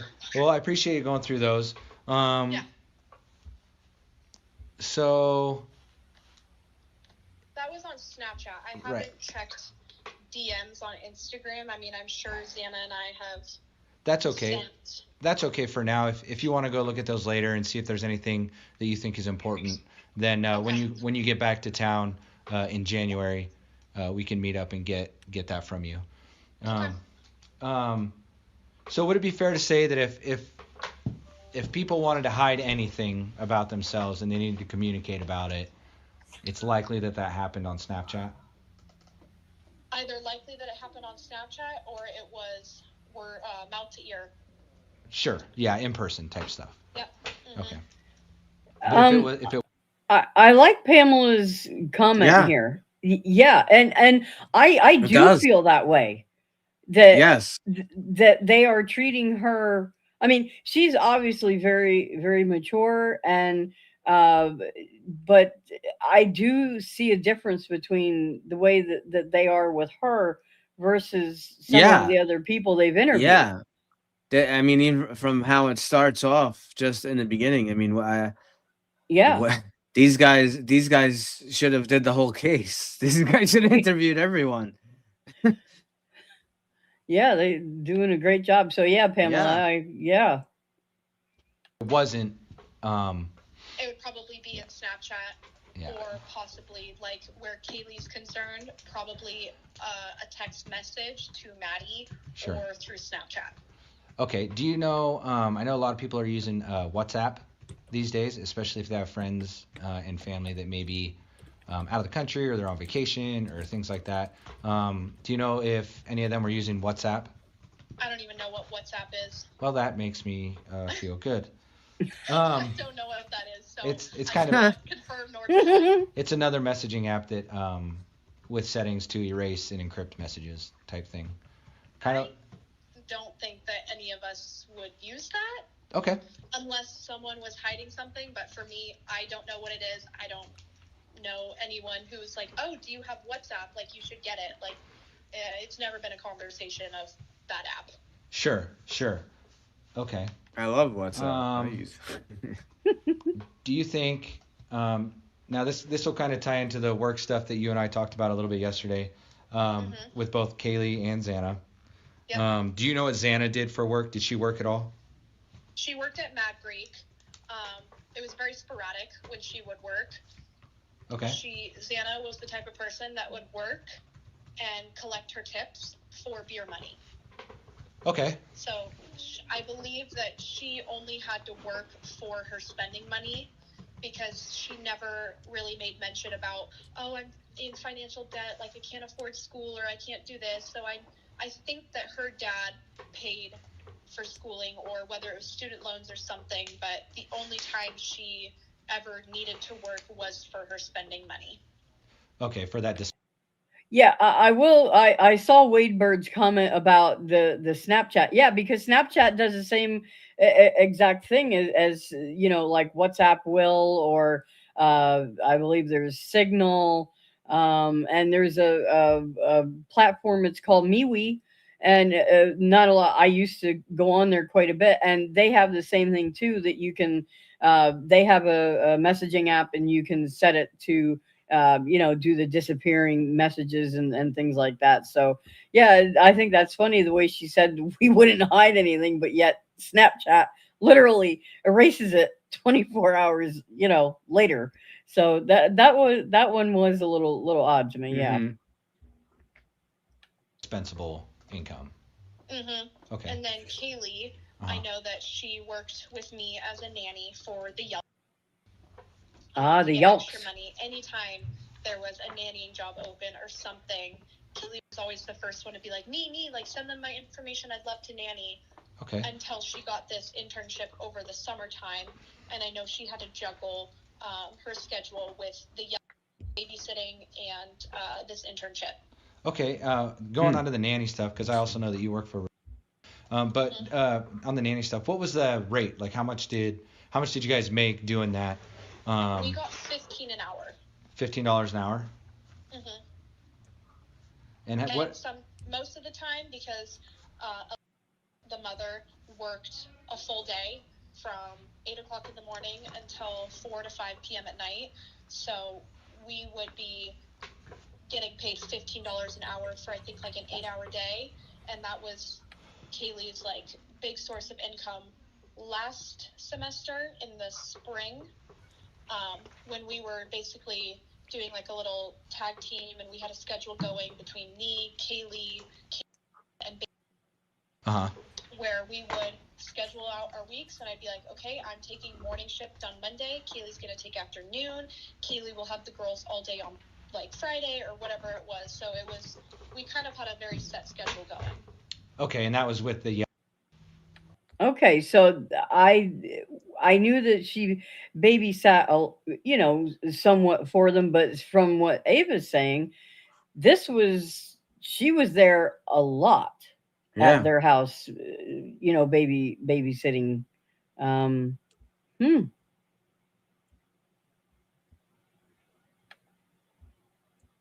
And so it wasn't just like you and Kaylee doing it. There was a few other girls you mentioned that did that as well. Mm-hmm. Okay. And everyone got paid $15 an hour? Yes. Okay. And how did they pay you? Did they pay you cash, check, No. Was it always Yes. Okay. And I know that Kaylee was the only one who was in Moscow over summer, so that's why I used Kaylee rather than me, Kaylee, and Baby.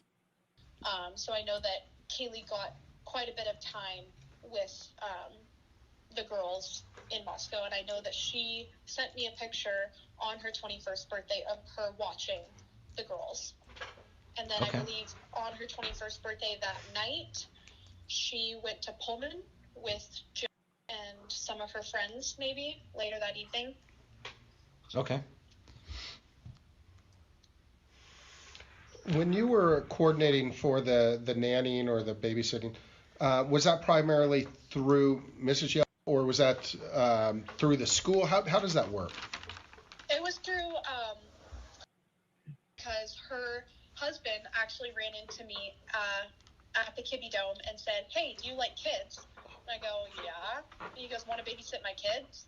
And I'm like, "Yeah, sure. Like, send me your wife's number." And I called one night and I said, "Hey, I ran into at the Kibby Dome and he said that you need a nanny."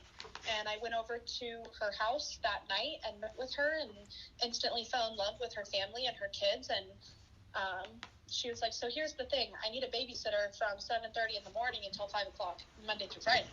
And I go, "Okay, don't worry, like, I got it." And so I put a feeler out to all my friends and said, "Send me your guys' schedules." And Kaylee reached out to me, Katie reached out to me, Bailey reached out to me, and that's kind of how we got a set schedule going.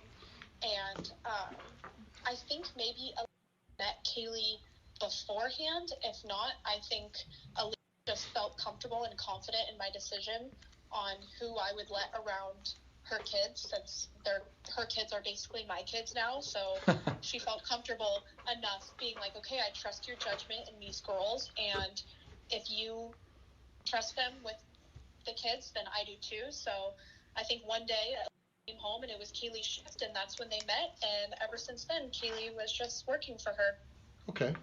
So was it always the kind of that schedule, that Monday through Friday in the morning, or were there times where the young needed a break and maybe a little husband-wife time, so they asked you or Kaylee or the other girls to maybe take care of it at night? Yep. So there was a few times where would go on date nights, and I was always a first go-to person when I was in Moscow for date nights and anything like that. So would call me first, and if I couldn't, then she would text the few other babysitters that she had. So I was her go-to person, and then if I couldn't do it, she would send out the feeler to everybody else. Okay. And, I know from, how people network and other things, did that ever translate into performing that same role for other families, other professors, other people within the university? Can you clarify that question? Yeah, well, it's so did the young ever refer you also to to babysit for any of the other university family? Who were some of the other families that maybe you and Kaylee babysat for? Yeah, I just wanted to pause it real quick here because if she was working for Extreme Networks and babysitting, quite often and sometimes all day long, how how was that happening? How was she doing both at one time? Yeah. Plus school. If she was there now, I realized over the summer, I can't recall if she was taking any courses over the summer or not. But either way, if she's working, like essentially full time for Extreme Networks, but yet she's working. I mean, Ava said that this was Kaylee's main income for that semester. Right. I find that a little contradictory, but that's a little odd. I don't know if I ever referred Kaylee to other people since I was, like I said, a go-to person. But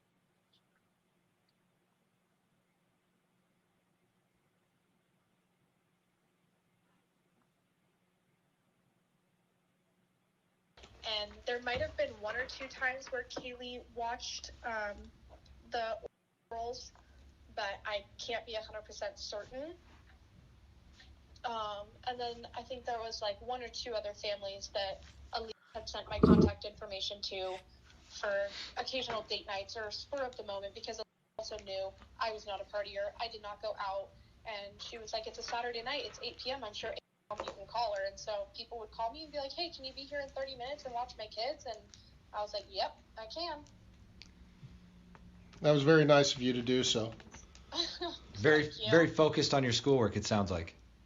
Yeah, and sleep. I'm a homebody for sure. Well, you sound very dedicated to us, and we commend you. Yeah, that's a great trait to have. And I don't mean this in any other way than a compliment, but for your age group, it sounds like you are very driven, dedicated, and committed to your future. 100%.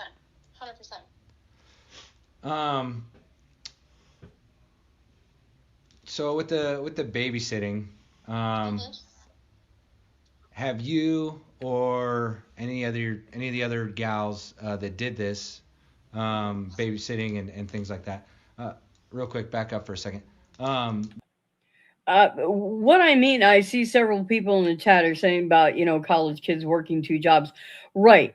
But what I'm saying is most businesses operate during the day, especially somewhere like Extreme Networks, I would imagine. Mm-hmm. So if Kaylee was working full time during the day for Extreme Networks, how was she finding enough time to babysit all day for the Yelks? So that's what I want to know. How much was she working for Extreme Networks, and how much was she working for the Yelks?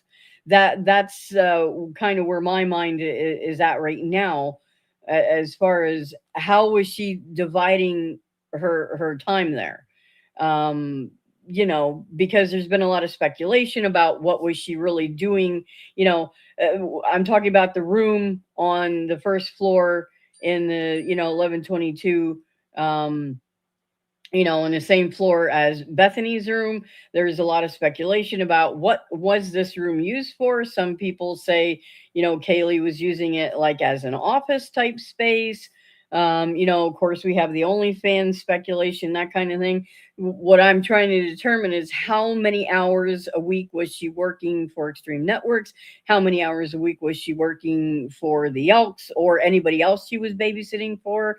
So I'm kind of in my mind trying to kind of nail those hours down as far as like a schedule, kind of. Right. The other girls that you said that would shoot out the information to. Text. Yeah. Who can you go? Can you slowly go through their names because you said them a bunch.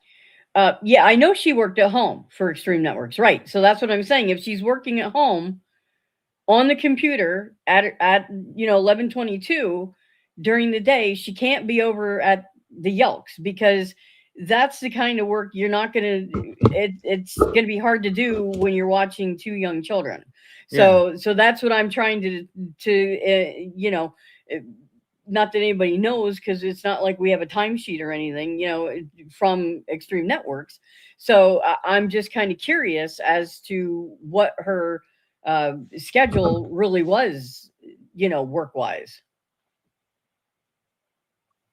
Bunch of times, but it's a little fast in my hand. Yes. So there was 4 main people. So me and Kaylee, and then there.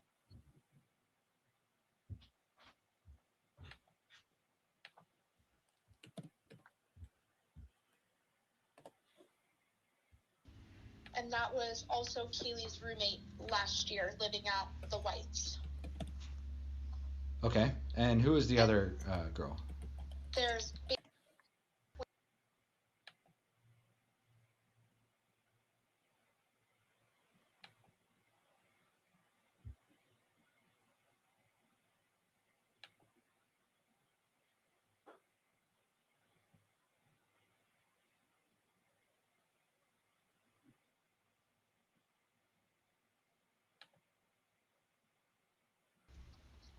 This is just redacted. I didn't pause. Yeah. Okay.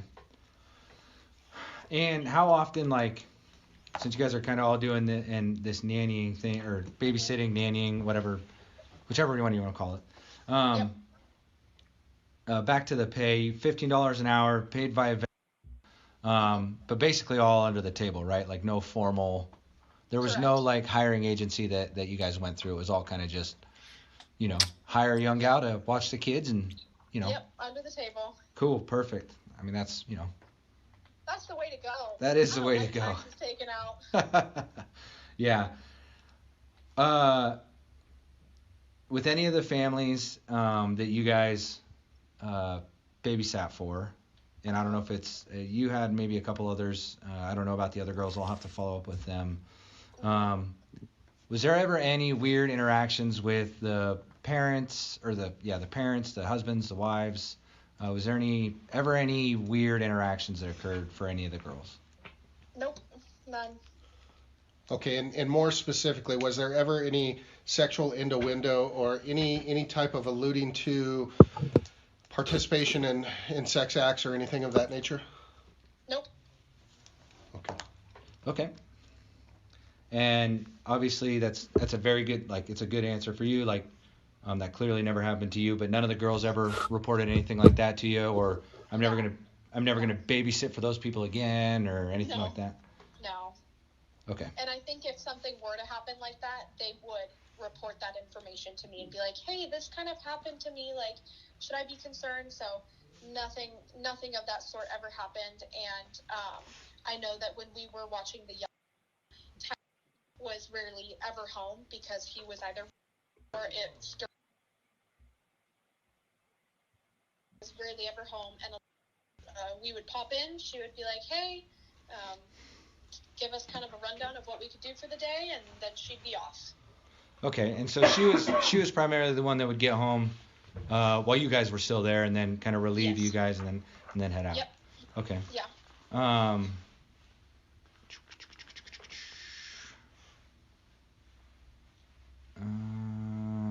All right, and most of these people that you're babysitting for, are they mostly full? Yes. And that's probably because you guys work in the area, and so you see them all the time? Yes, I somehow landed a job within the area and and then all these coaches were like, oh my gosh, you're a babysitter, like, help me out. And so I was like, all right, I'll get a team together. And so I got that's kind of how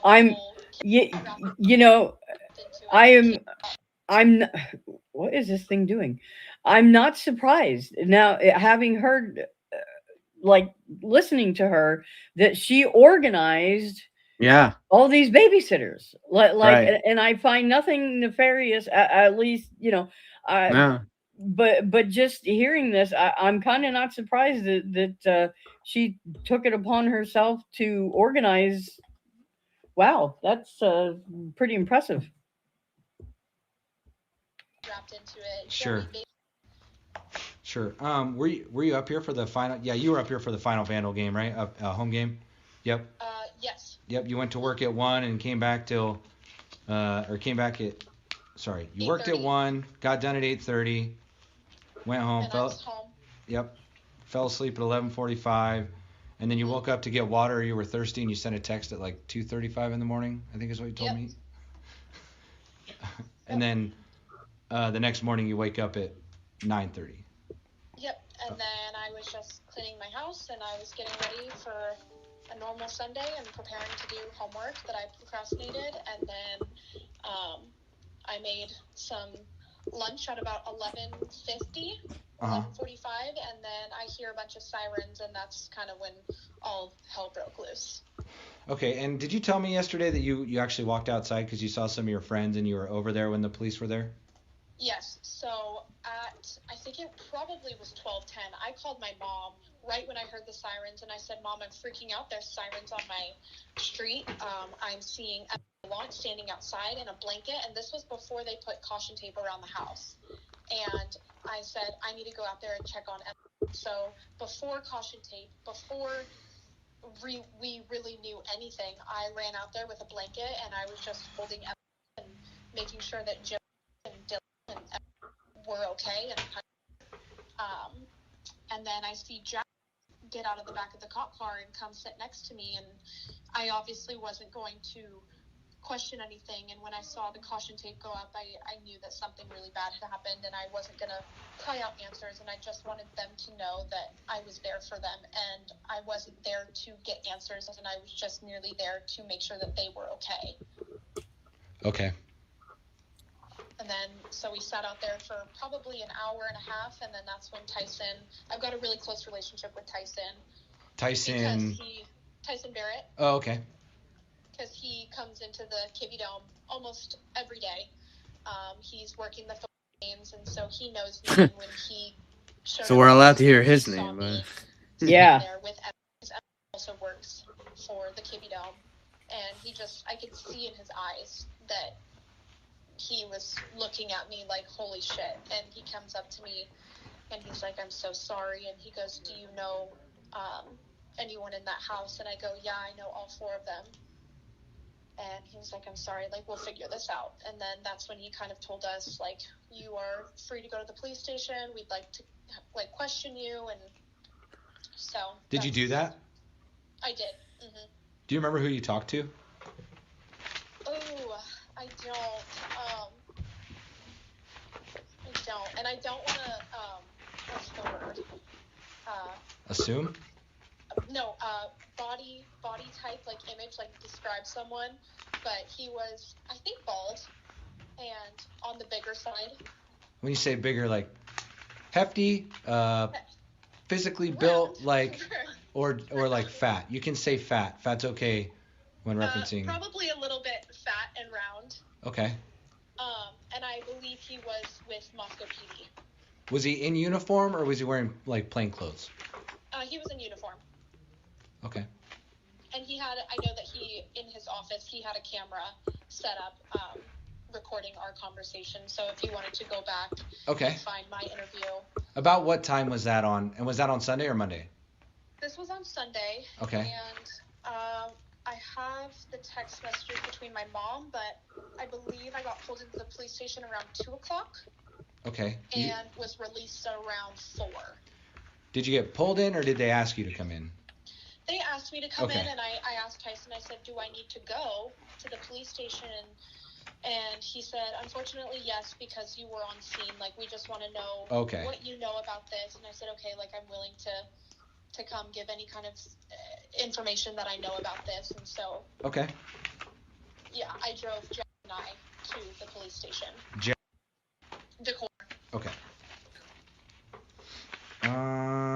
So she drove Jack to the police station. Yeah. Huh. Interesting. Yeah. I did not know. I thought he went, well, at least the one time he went with his mom, right? I believe. Yeah. The one time. But so he was interviewed. Yeah. Well, I mean, he was interviewed several times. So. Yeah, I know. But I mean, I know the one time that, you know, wow. Okay. What you got?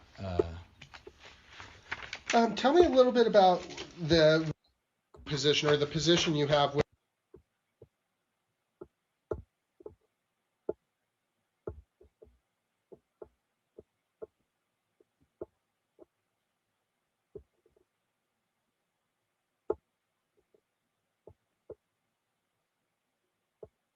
This is just redacted. Yeah.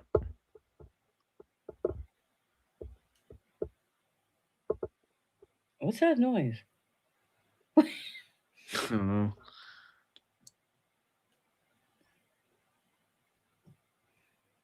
Somebody's tapping. Sounds like someone tapping to me. Wow. Okay. This is a long. This is the longest redaction I think there's been. Yeah. In this one. We're almost at the end. This is good though. Yeah. That's what I was trying to finish it. You know, yeah. I was just gonna say. You know. We're at the tail end. Yeah. So we'll just go ahead and finish it up if they come back from the redactions. Yeah, I'm sorry Lee missed this one. This is probably one of the better interviews. Yeah, there's a lot of good info here.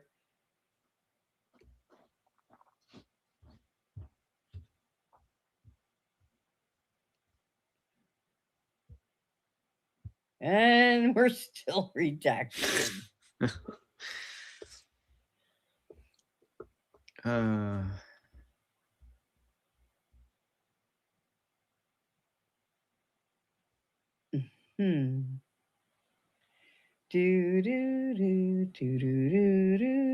What in the world are we redacting? Yeah.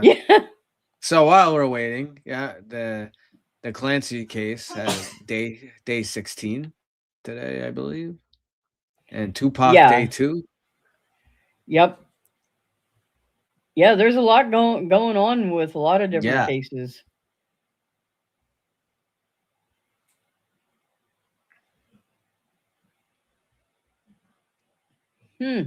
Still redacted. Yeah, I'm not paused. I was just double checking because this is crazy. Lone Tree heard Essie sneeze.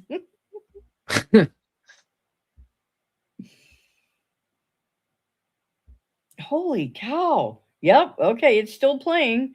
I'm just watching because I'm like, did it pause somehow? You could I don't know if I can. I'm because you're on still redacted. Yep. What the heck?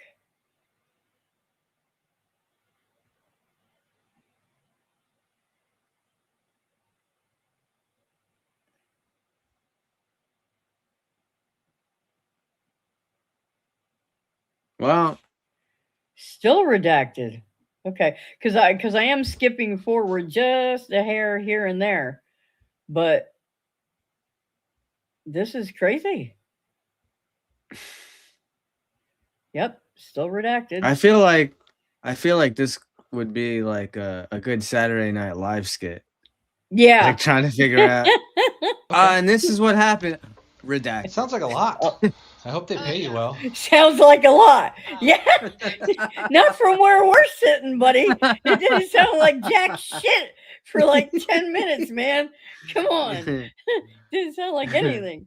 Okay. All right. Here we go. Through conversations with Kaylee, I know that her and she was really excited to tell me that other than that, I never got the chance to meet Kaylee's parents, Kaylee's sisters, anything like that. Whereas Xana's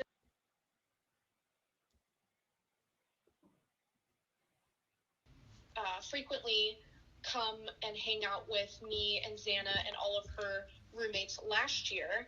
So I knew through passing and through Xana, I never got the chance to meet Xana's dad.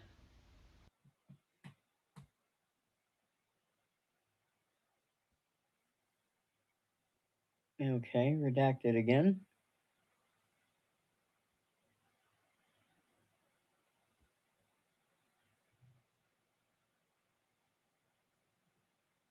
Wait a minute, what the heck just happened here? It seemed like he started to begin with it. Yeah, what the heck? To tell who he That's still associates fine. with, rather than if you were to ask me about the big. I know all of the big. I know all those boys. I know Jack. I know exactly who he's best friends with and whatnot. So it's hard to be able to give information about Jack. That's what I meant. She already said Okay. that. Anything else, Joe, on that? No. In your sorority, I think you told us that earlier. Do you guys go by?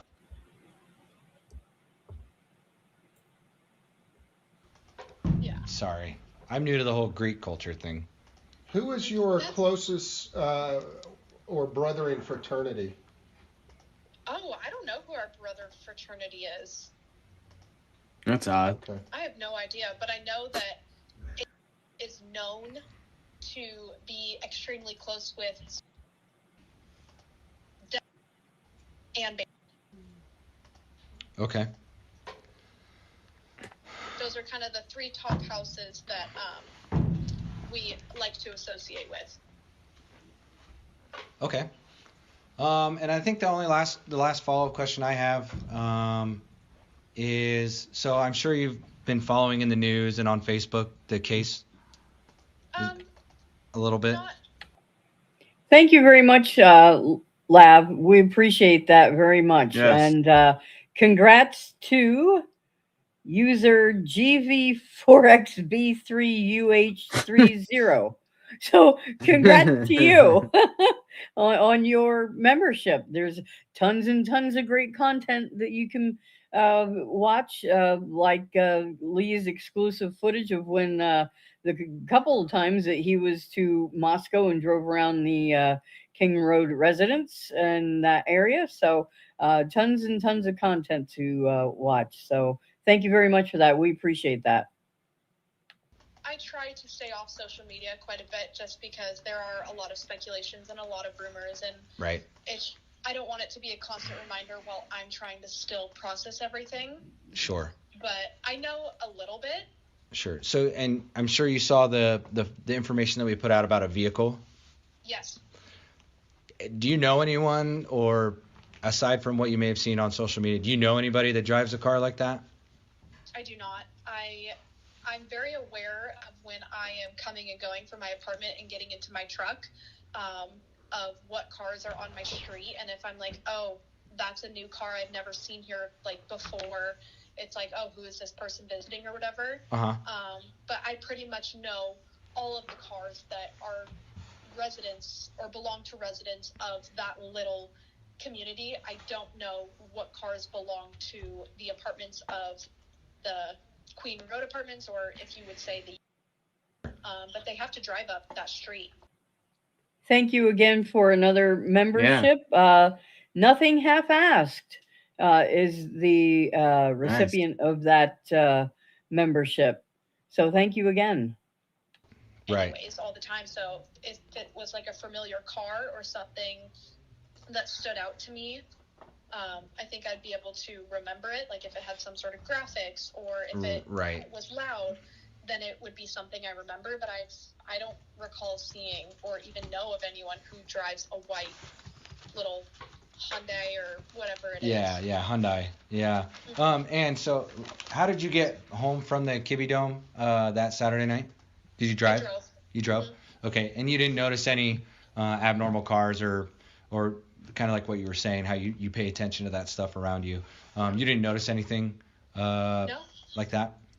Nope. And I got to my apartment and I was on the phone with my dad, and he needed my tire size. So at about 9 o'clock at night, I just went outside and was on the phone with my dad and giving him my tire size, and I didn't notice anything weird. I mean, I did hear Sigma Chi's music because I know that they were having a party, but that's Sure. like an every weekend occurrence.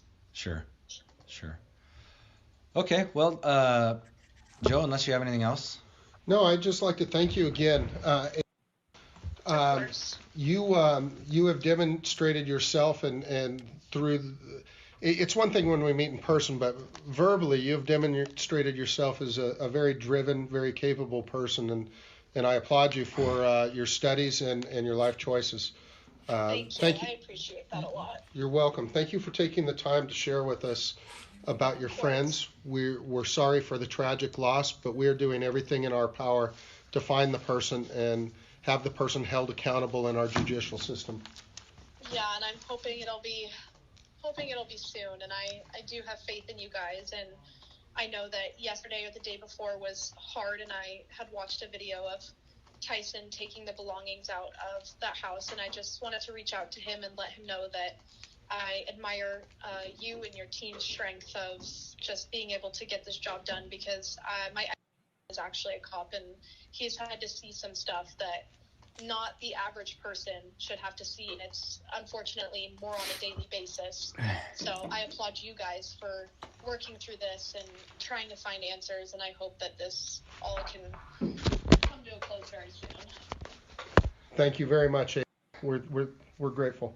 We appreciate it. And again, if you find anything in your messages between you and Kaylee or any of the other victims here, and you think that they're important, get a hold of me. You have my phone number. Get a hold of me when you get back into town. It's not something that, unless you find something that you think is extremely important. Nothing's too small, but hang on to those until you get here in January, and then we can meet up and I can get those from you and things like that. Awesome. Okay. Okay. All right. Thank you, Ava. Thanks. Of course. Thank Bye-bye. you. Have a good day. You too. Bye. Bye. End audio recording at 2:23 p.m. Wow. That was yeah. That was a great interview. It really was. Yeah, it was. I probably one of the most authentic, and on everything. I'd have to go back. I know they said it in the beginning. Whoever these officers, I know they're from ISP. Whoever they were, they knew what they were doing. They did that was a really great job. They had follow-up questions. I thought that was excellent interview. Where was this the rest of the case? Yeah. I know we hate, and there's a lot that we didn't hear either because of obviously the redactions that they don't control. So I thought it was a great interview, even with the redactions. So I'm like, if we got to actually hear the whole thing. So. Right. Yeah. And thanks again to Connor. He's the one that was able to get that interview. So we appreciate that very, very much. And so please show his channel some love. I did put it in that was a while back. But so we were always appreciative of whatever other creators share. But yeah, this was definitely heard some things in here that we hadn't heard before. Yeah. Now the question I had right there at the end, and I didn't pause it, but she said that Tyson was helping to take things out of she did say 1122. Yes. I had not heard that before. So if anybody else has, please let us know. That did not realize that he was involved in that. That's kind of curious. You know, yeah, Christine. Wonder who her ex was, if he was anyone related or to this case, or whether it was somewhere else that she lived. Whenever they were dating or whatever. Um, Tyson Barrett, I believe. That's Tyson's last name. I think so. Yeah. Yeah. I love it. Well, yeah. Happy poop. Happy poop. Let me get my puppy pad for the happy poop. Well, anyway, but well, guys, thank you so much. This was great. I'm still gonna digest some stuff, so we'll probably. And I'm Yeah. sure Lee will have some thoughts on this. I'm sure he'll watch it and things. So, but we appreciate you guys coming out and hanging out with us each and every night, and we certainly, hope Lee's feeling better tomorrow, and thank you guys for your concern and caring regarding him. And but yes, we will be back tomorrow evening as always for Crimes After Dark. And do we get you tomorrow, 1-1?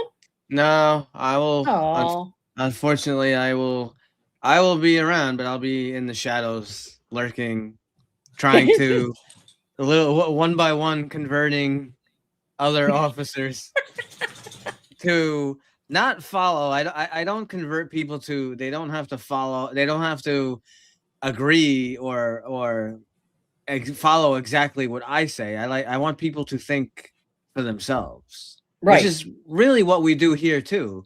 Yeah. There may be things that you do agree with. We present you with the facts or the interviews, and we bring up questions, we bring up stuff, but we want you to question. We want you Right. to think.